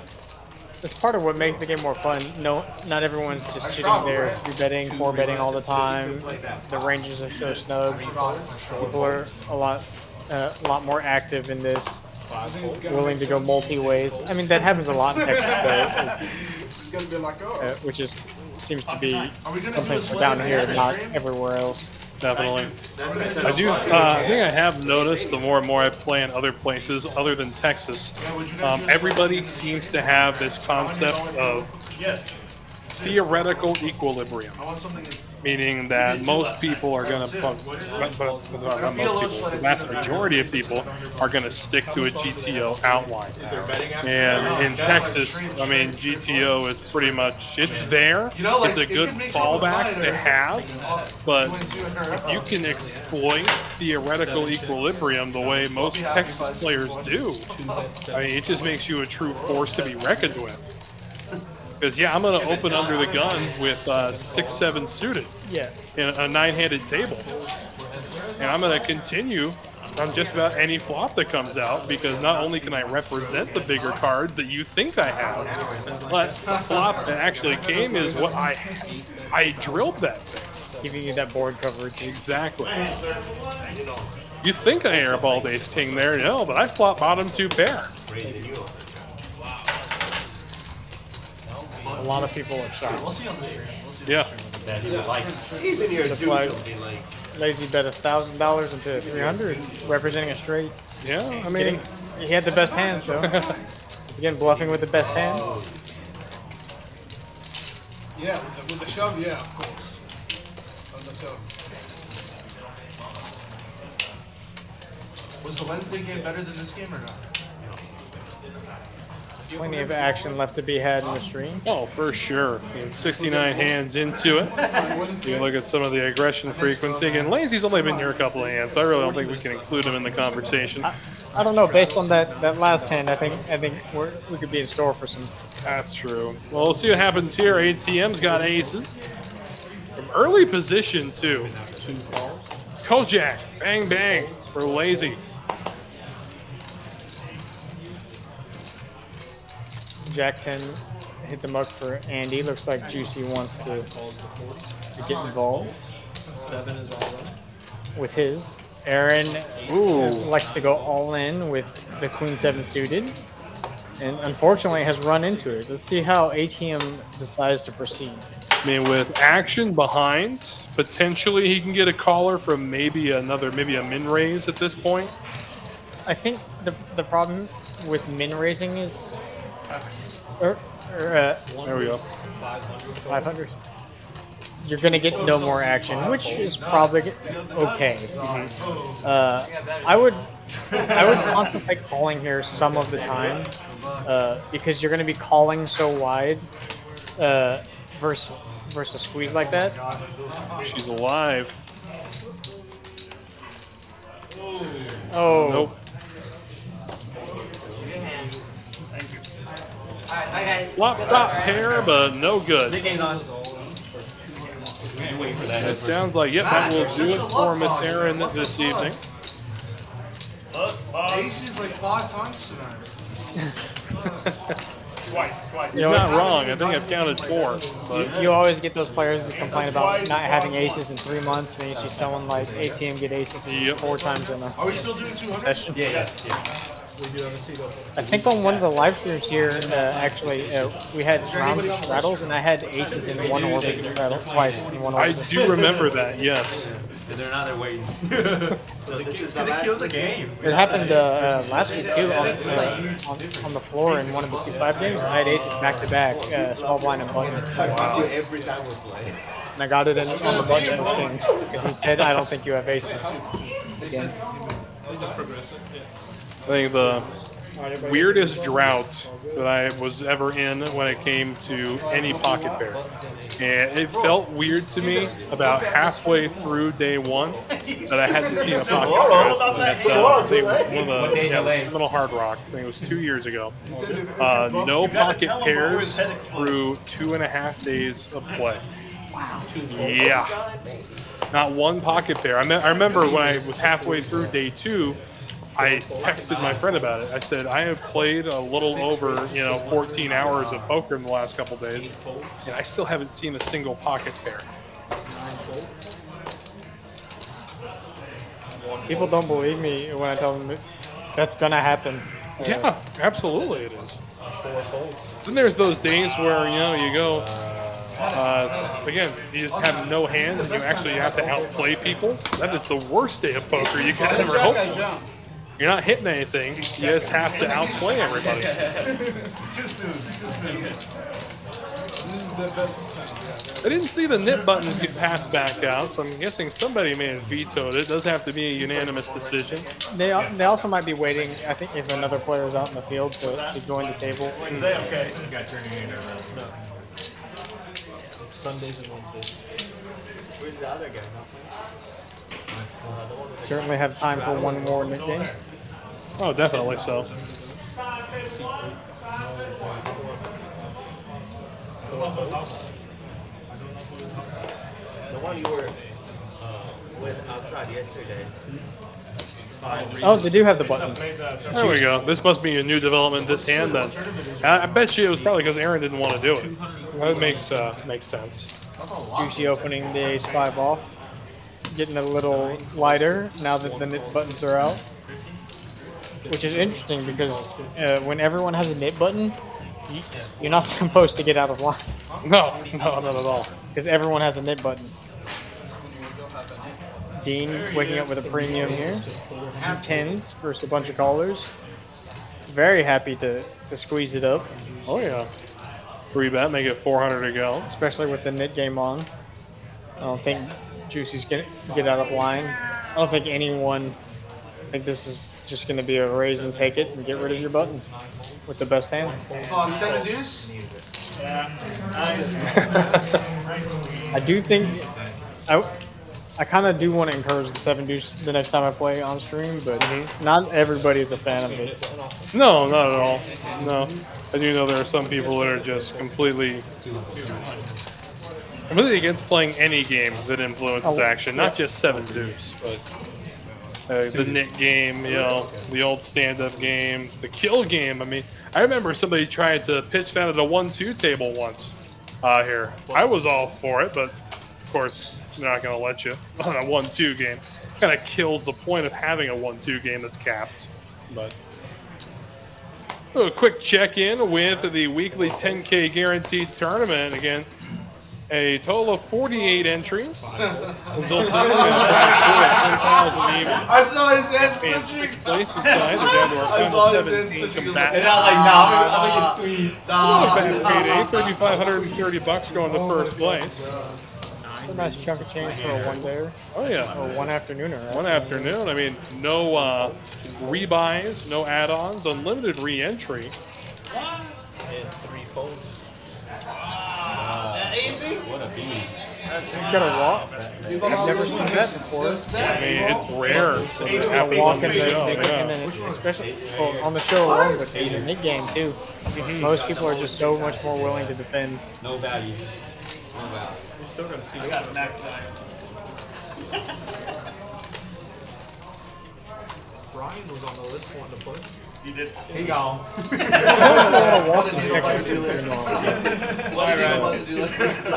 Oh, how about that? Bronny did get drafted by the Lakers today. He came, he saw, he left. He played. Just low-key hoping that would happen. Father-son in sports is pretty rare. I was talking to some friends about this before, and they said this has never happened in basketball. Not in basketball. It's happened in Baseball, baseball. Yep. is what they said. So it should be interesting. Yeah, that's going to be a history-defining year, I think, for the Lakers. ATM opening up the suited ace. Battle. Juicy defending with some extra movements. I don't know what stance that was, but whatever dojo he's going to, I'm in. Better not have aces. Good luck, man. You don't look comfortable already. Everyone defending. You know that flying crane kick was technically illegal at the end of Karate Kid? Yes. Yeah. I mean, everybody praised it though, so. Action checks direct. I believe, yeah, Hider flops the best of it, but everybody has a piece in some way. Yeah. Juicy betting his open ender. Penguin releasing his pair. Hider's not going to let go of his top pair plus open ender now. It's going to set a good price for ATM to continue to. Definitely so. See how he wants to play this.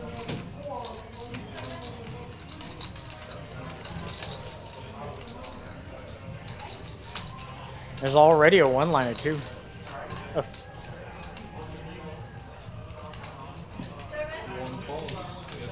Looks like he wants to get involved as well. It's going to be pretty funny if this turns into a three-way chop. Oh. Oh my goodness. I love myself. Everybody's in love with this. 5, that's 400. And no one should be raising here. No, they should all definitely be not. calling. Because Jack 9 is definitely possible.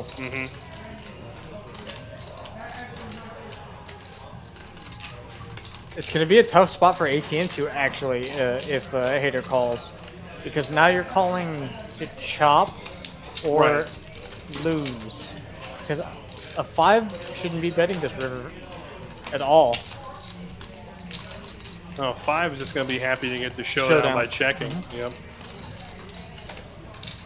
I just thinking all of his options through. Might be entertaining because of his stack size is a raise. They'll just make the call. We'll see if ATM can dig deep and find something. I don't think his story's credible though, because if he had Jack 9, he would probably c-bet the flop with the gut shot. And 2 overs.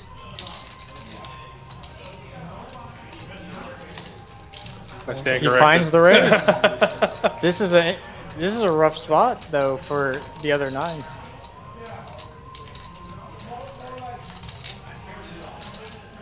If either of these players, well, if Juicy finds the ability to go all in, ATM will probably have to find a fold. Hyder might find a fold too, because you're just calling the chop. I think Juicy has an interesting spot, because Hyder very clearly has a straight behind him, but not very often the nuts. And I don't think I wouldn't think ATM would have the nuts very often. So I'd be very inclined to shove my hand here to blow a chop off.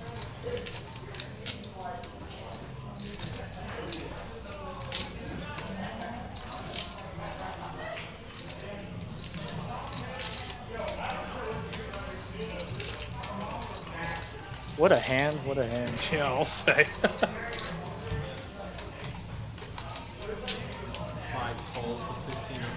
Does make the call. When I was tanking, this is exactly what I was doing. There it is. No thinking calls. Yep. Talk about a long walk for a small drink of water. There you go. Oh, damn! There's no value in raising. I want you to call. I was tanking with like, so fucking. he's got to call. He's got to call. I was like thinking, I was like, there's no You're gonna fall. That's what I got the higher kicker. Basically never happens. Because when Juicy bets the river, he has a 9 so often that you can get value Jack from. 9 there? Yeah, I'm in a jam. ATM doesn't have Jack 9 very often. I bet 1,500. No one. But either way, no one loses. No one had Jack 9. Another 3,000? Yeah, you see, nobody can have Jack 9 there. Yeah, Kyle in the chat, my friend, played some 1-2 here last week while in town. Clubbed the card room, played a few hours, and have a live game going. It is true, we do not have a live stream on Mondays from Texas Card House Houston. We stream on Thursday, Friday, and Sunday. Next time you're in town, Kyle, if you happen to be here on Thursday, Friday, or Sunday, we'd love to have you on the show. Matt's gonna put me on a weekend and he's gonna take advantage. All of you motherfuckers were paying for a 10-minute camp. Yeah, we were. I actually think an interesting Damn, bro. an interesting leveling river would have been a 5. More interesting because I think someone might have been more inclined to try and bluff off the top on the 5. Yeah, I agree. Because I feel like if you had Jack 9, you would have gone all in. Or something bigger. Yeah. I was like, Well, Yeah, I think Juicy's finally talking himself through it and realizing he could have jammed and gotten It's a very interesting hand because it's not very often that 3 players make the same straight. Right. it's funny it worked the way I wanted it. Yes. You being 10? So 6 travels 10 C8. That's what I was thinking. Yeah, that's He won the way I I feel wanted like if it. you had Jack 9, you're going Raises to 4. Yeah. Jack 9. So do they lose their mid line on the chop pot or no? You raised 3 flop, right? Yeah, ace 9 too. Yeah. Looks like Hyder's opening up the Queen Jack off.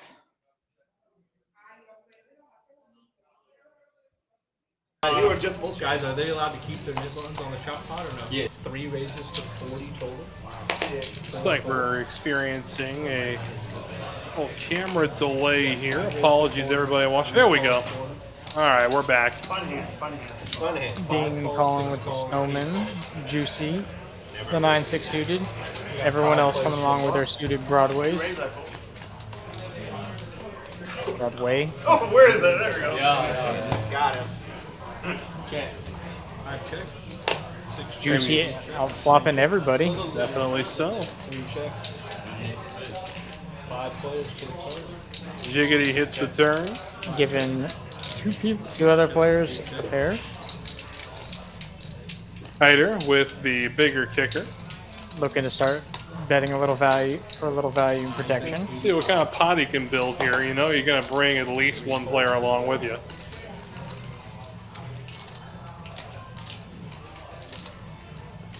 5 folds. 6 folds. 8 folds. The other jack comes along for the ride. The river. How about a 7 of clubs? It's gonna kill the action. Oh my god, why didn't you just flip it over? I wanted it for the nickname. Penguin Anguish that he still has the button. And Penguin lost the first Nick game we did this evening. In a very stylish way. Oh yeah. All he had to do was fade 2 outs and couldn't even do that. Was that a slow roll? I feel like that was a slow roll. I got slow roll. I got slow roll. Dang, you got slow rolled. Did he though? When I say I have a jack, Just rattles on an 8 for 10 bucks. What did I do? no, I showed mine. after I showed. You have the better jack. What are you drinking, man? Are you drinking something? You said I had a jack, I showed my hand. No, like, I wish you were just like, no. If you pay attention when you said I had jack, the motion is done. So. You should always No one has much of anything right now. That was like a min click in a way. And he's gonna open up this suited queen on the button. Perfectly standard. But if you would have made it bigger, I You're could gonna defend like small blind 3x. with a Broadway. Well, I don't have a lot of shit. Maybe it's easier for me. But Yeah, you didn't have that night. You were calling that. oh, yeah. Albeit letting go of the Bronson. But again, I mean, it's really hard. 3 to the flop, and it is an open-ended flop for Penguin. Open-ended flop for Juicy. I like that kind. 8 bets, 55. Penguin gonna bet with the small open ender. 4 folds. I'm blocking your number first. Kind of a double gutter because the 10 gives him a jack high. It's war, man. It's war. Juicy gonna call with his nut Call the charge. open I ender. called it. There you go. Right. No waiting. 5 chips. 8 folds. Check. Juicy gonna go for a little bit of value on the river. Huh? So you're gonna slow roll me now? I have to bet. That's not No, slow. you No, you're not. 200. 5 bets, 200. Going very large. Trying to get calls by a 2-pair type holding. Both these players with nit buttons Yeah. too. That's the worst part about this. Not a lot of bluffs. Yeah. That board's scary, man. It's like 3 pair, 2 pair, Green jack? at least a pair, a straight 2. Green jack? Is that green jack? Is that what you know? Green jack? Have you ever done this where you've tried to think of the only hand you can beat so you can talk yourself into a call? yeah. You have green jack or what? Have a jack. What? Think of the only hands you can beat.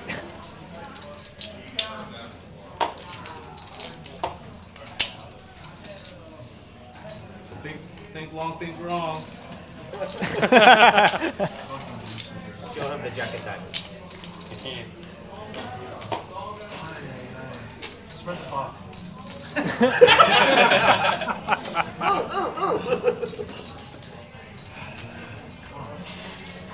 Penguin does not want to lose this game. I'm sorry I'm taking this long. I was gonna fold, and then like he started talking. Alright, so we're getting a monster of it. It would be sick if I just jammed here. It would be sick if you jammed after all of the talking. Yeah, then we could put him in the same category as Ryan. I don't know if Juicy can actually call that. It's just But he was, I that's think also he for can. I think he can. Oh, he just talks himself into a call. Almost queen jack. Almost queen jack. Hey, we gotta get 25 each. We talked him into calling you. Well, it looks like Andy still has the knit button too. I think there's still a couple. Fuck, I I was think hoping you were Mage still has slower his. when you I got the straight. I saw the queen and I was like, oh my god. That'll bring us to our final dealer change of the evening. We say goodnight to Rex and welcome Rafe into the box. And he will take us home this evening. We are at that point of the show. I'll throw a few special thank yous out there. Of course, our executive producer, David Lagana. Our Rock doing what he does and doing a fantastic job. Got the man, myth, and legend Danny doing the action tracking today. Doing a great job in the adjacent booth. And of course, a big thank you to the illustrious dealing staff here at TCH Houston. Big thank you to all of you in TCH Live Nation as well. Can't do a show without your continued support. It's truly a privilege to be able to do the show with you guys week after week. And I gotta tell you, it has been a fun one this week, for sure. Great show, great show. Plenty of action.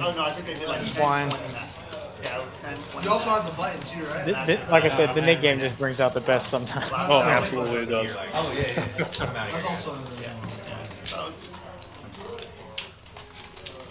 I'm very guilty of doing what Penguin just did. It's just making every excuse to find the call. Definitely so. But I mean, at what point is it too much to pay for just information? Knowing you're probably not going to win the hand, but you have to know what he's capable of. I'm guilty of paying for information, but on a stream game, I'm less guilty because I can just go back and look. That's true. Yeah, 15 minutes later, you can just log in and see what's going on. So, but I've paid my fair share of high dollar amounts for. I could be good, but mostly this is for information, which I think is fine in some spots, especially when you're trying to figure out how people are playing. Like I say, you're like, oh, looks like we got a hand here. Hold that thought. Hyder opening, Hyder limping the ace king. ATM opening it to 50. Andy squeezing with the 9-8. See what going with the limp raise. Seems ace king wants to limp raise. I think earlier Juicy pulled the same move, electing to go very large with the sizing. ATM kind of in a pickle. This hand's not looking real good here though versus a limp. I believe it's a 4-bet because That's a 5-bet limp raise, yeah. Andy's just gonna get out of the way. ace queen.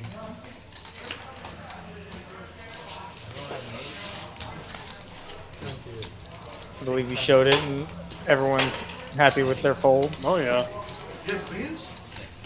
9-8. I mean, the most live hand against him was Andy. Just no stack bet to play for that raise at that size. God king. Are you a big fan of the limp raise? I love the limp raise. Yes, I am a big fan of the limp raise. I do think that statistically, however, when you limp raise, at that point, you're playing your hand face up. It's going to be one of 3 hands. It's either going to be ace, king, aces, or kings. I think it's cool. I'm not a big fan of it. I personally don't do it very often.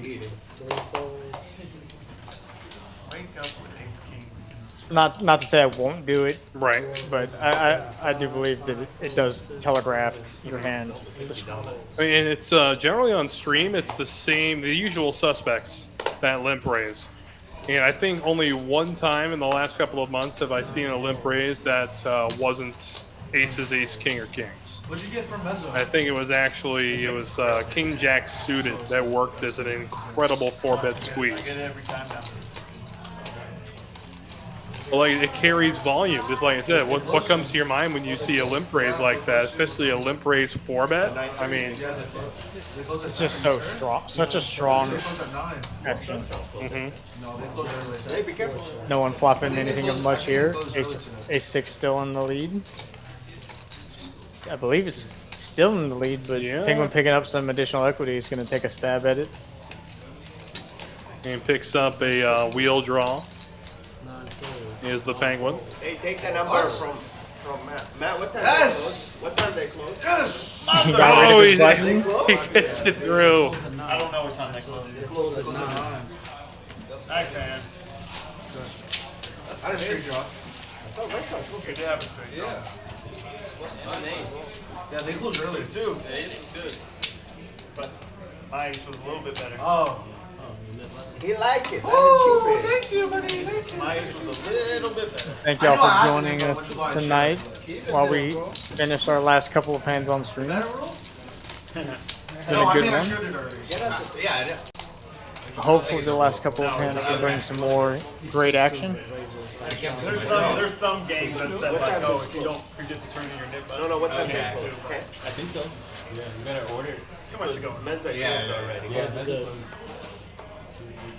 Thank you, Kyle, for the love. We'll be glad to have you back here. Just let us know if you want to get on stream. We can get that arranged for you. Try and make your work trip work around with that. Any one of the streams, we'd be happy to help accommodate that.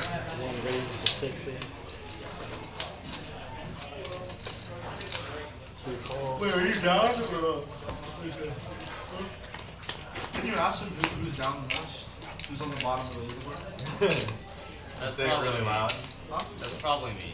ATM raising up the 2 9s. Lazy defending his straddle with the 8 4 all. Blind versus blind. Love me some good blind versus blind action. Oh yeah. Are you up? Yeah. Gut shot, not going anywhere. TCH. So then I can get the reads. You know? Now he's picked up a double gutter. There you go. Can't ask for too much better of a turn other than actually hitting the first one, but ATM hitting. Lazy content with just realizing his equity. And Big. drills it. big. Although clubs get there, ATM doesn't really have much to pay it off. I'm curious to see if Lazy can get any value. It's gonna be hard with the clubs coming in. What sizing he chooses. That's a very big bet. Polarizing it. It's saying I have a hand like 7-8. Really the only draw that missed, that made a pair. Huh? No, I'll keep playing because Maybe pocket 4s or pocket 3s too. Could take that line. I got a jet at 10. ATM could talk himself into a call blocking 2 combos of 8-9. Yeah, that he is. Not to mention blocking the clubs too. Because I'm pretty sure like we also switch it to 1-3 and then they feel it plays. We play 6-handed or 7-handed. Doesn't believe. Showing the bad news. They have like invite Lazy gets to release his nip button. So that brings the question, just how many are left? We know one of them's in front of ATM. No flush. Oh, no flush? I think one of them is in front of Albi as well. I think those are our final 2. Because Dean took it down the first hand with 10s. Penguin just got out recently. Penguin's out. We know Kevin's out. Hater's out. Hater's out. And Lazy just got out. So yeah. I think it's Albi and Albi and ATM. ATM.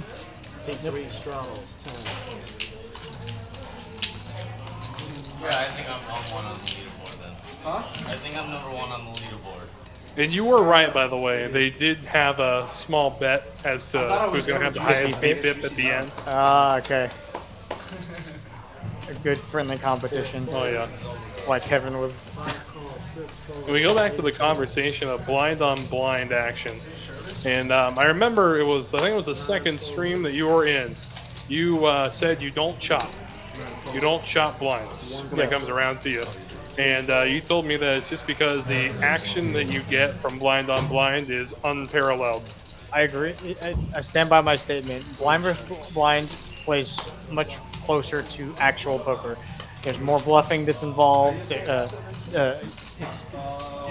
pure, whereas you're not playing really ranges, because the ranges are kind of uncapped in blind versus blind, especially with how people can play them.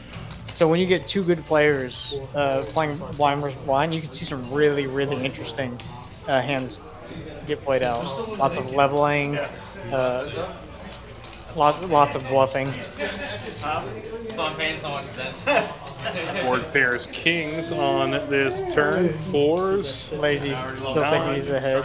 Dean probably feeling a little bit better about his 9 now, but he still loses to the other 9s and a king.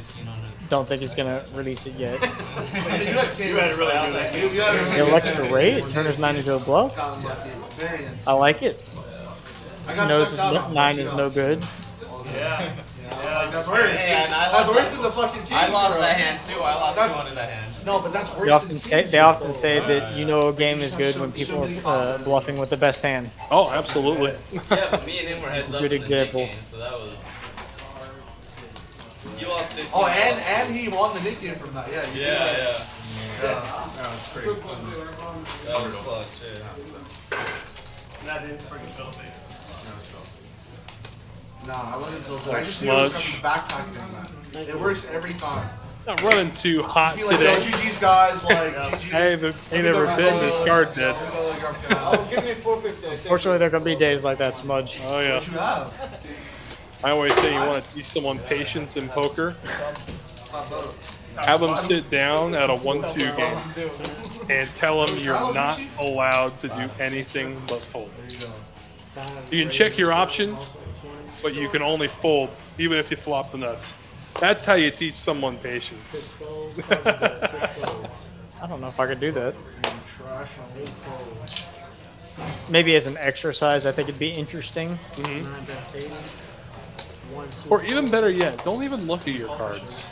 You don't have Just to. fold them? Yeah. If you don't have to, don't look. The only way you can win is if you're the big blind. Somehow go through all the way down. Hell strong. That's why. Probably tell some of my friends to do that. Oh yeah. Hell strong. I made a mistake. Put on the 20. That was a general. Little raise and take it with the ace queen. I forgot. You want me to put it on or no? Put it. Woo! Come on. So we got a straw for 10, 5, we got a straw for 20, or 6. Or better yet, let's make this patience exercise a little bit better. Let's give someone 2 hands they're allowed to play. You can play Jack 10, and you can play Ace 9. Suited or offsuit. But those are the only 2 hands you're allowed to play. I think that's a more Yeah. exercise. Then you truly have to be patient.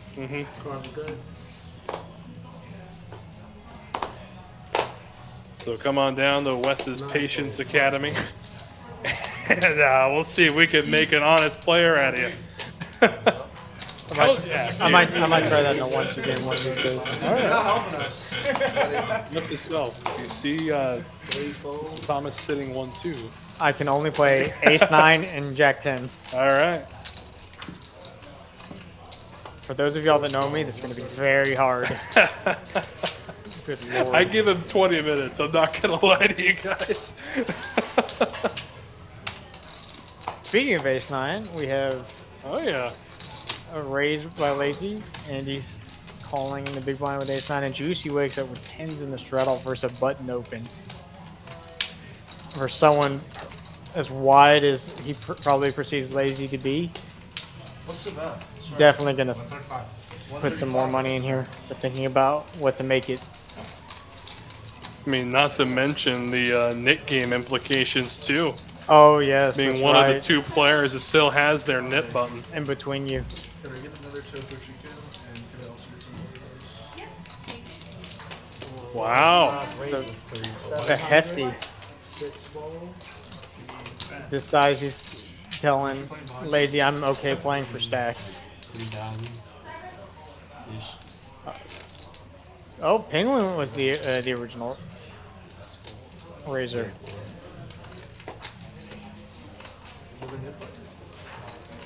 Oh no, Penguin was a $40 straddle. Yeah, it was a straddle. I was gonna say that doesn't make sense. That's right. Okay. Releases his ace into the wild. See what Lazy wants to do. No resistance. Show the Reluctantly. Juicy, show the bluff. The best spot. The best spot. His raise, he never have anything good raising that much. Juice queen. Motherfucker. He wanted just to Wait and watch the stream. fucking have like 1 or 2. Put the stream in there, bro. But it continues at this rate. We may not see who wins this Nick game, or rather who loses And Al stopped this making Nick game. comments already. But it does look like Penguin's still winning the VPIP. Although drop below 6. I never have the Below card. 60%. I Oh my gotta goodness. call his fucking But well in the lead of the other contenders for, I believe, their bet. Yeah, Dean has actually dropped below Albie in VPIP. He's at 19%. Albie at 21. Dean's come up. He has opened up some hands, found some spots. Cards are good. I think one time one of my friends asked me what I thought my VPIP was on here. I said, I don't know, like 20 something percent. He said, you're like 46. I'm like, oh, great. Double the number I thought.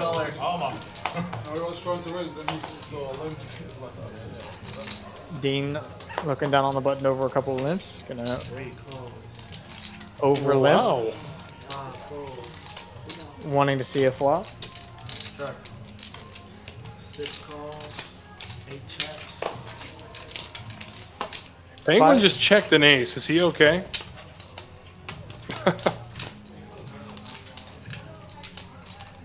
Does connect with it. I believe 4s is still ahead. 8 bet 60. For the time being, yes. Penguin coming out. This definitely can hit him very hard. ATM with his nut shot. Gonna continue. 2 calls. Lazy with his pair plus gut shot. A 5 would be disastrous for him. Oh, yeah. 6 calls. Everybody else getting out of the way. Only the 3 people to really connect. 10 changes nothing. Absolutely nothing. See if anyone wants to take over the betting initiative. 1 checks. Lazy being anything but gonna go ahead and take a stab at it. 125 and on the wheel draw. Penguin gonna make the call. ATM getting a decent price, but decides to make the call. Well, the Nick game at stake for ATM.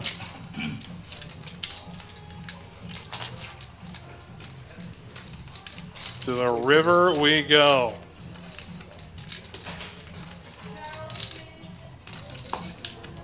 This king shit doesn't really change the board texture at all. Based on the hand, no one they really have a king. 2 checks. Checks down and Lazy takes it. 4s is gonna take it down. Ecstatic to take that hand down after getting 2 calls on the turn. What the fuck, Forrest? Well, I have just been handed the unfortunate news from production. This is going to be our final streamed hand of the evening. So we'll see if we can get a conclusion to the Nick game in this final hand. That would be a very exciting way to end the stream. Absolutely it would. But we shall see. And one more hand. It has been a great table to watch tonight. And here's hoping that the final hand is something to marvel at as well.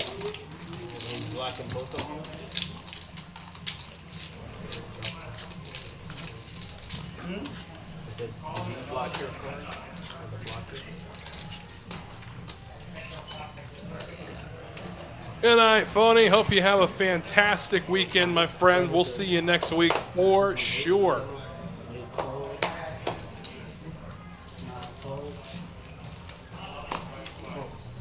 ATM with his nip button. He's gonna try and see a flop.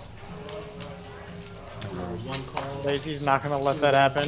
Cheap. Nah, not at all. Not with 2 9s. 3 folds.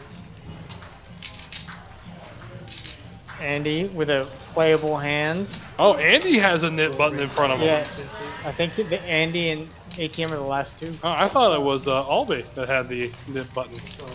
Well, let's see here. 10-9 suited. Andy got a 3-bet it. Juicy sitting on ace-queen. Juicy waking up with a real hand. And the player with the nit, one of the 2 remaining nit buttons, 3-betting to you. Ace-queen's looking awfully good right now.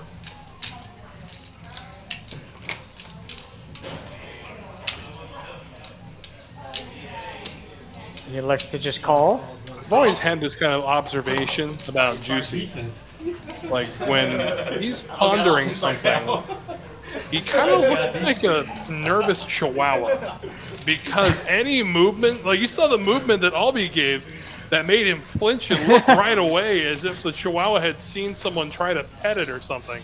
I didn't know if you knew or not. You had me confused. Right? If ATM wants to get involved, is not. Lazy is most certainly not going to closing the action, fold these 2 9s and see if Andy can get rid of his nib button. So there we go, the final flop of the live stream. 3 players. And what a flop it is. Andy flopping top pair has to be feeling great now.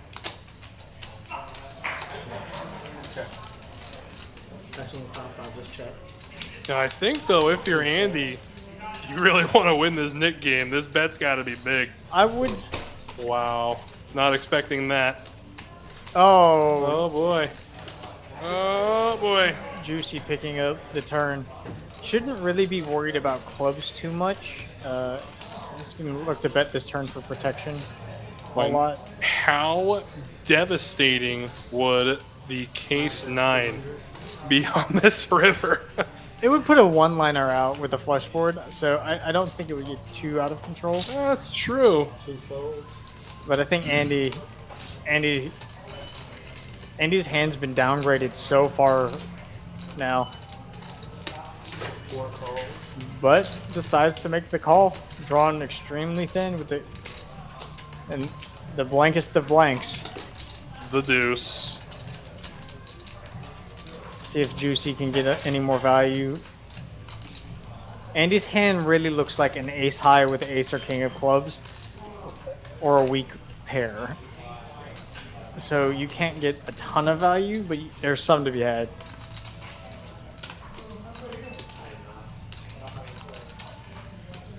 Does elect to go a little bit smaller. And the mistake here for Andy is not betting this flop. I think for protection, it was just, you just have to bet it.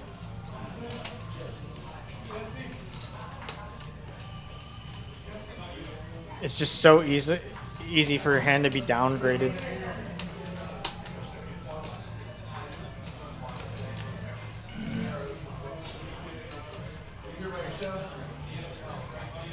It's just such a bad spot to be in. Juicy can have all the strong hands, sets, flushes. Can't really have straights, but he ends up calling and just showing the bad news. That's unfortunate for Andy. Boy, oh boy. So it looks like we're going to be left hanging on who's going to lose our final Nick game of the evening. But, you know, there are worse fates. Unfortunately, Andy ran into one of them. But, you know, it's still been a great night. It's been a fun game. It was a pleasure having you in the booth with me today. Got any parting words of wisdom for the TCH Live Nation? Just get out there and play. Come down to Texas Card House and get in the action. Great stuff down here. Great tournament. Great atmosphere. Great room. Or if you can't come here, go to any of the other Texas Card House properties. Yeah, there you go. You can't go wrong. So, on behalf of the entire TCH Live family, my associate, David Thomas, and, of course, the illustrious team that makes this stream run, thank you to all of you in TCH Live Nation, and we will see you next week. I'm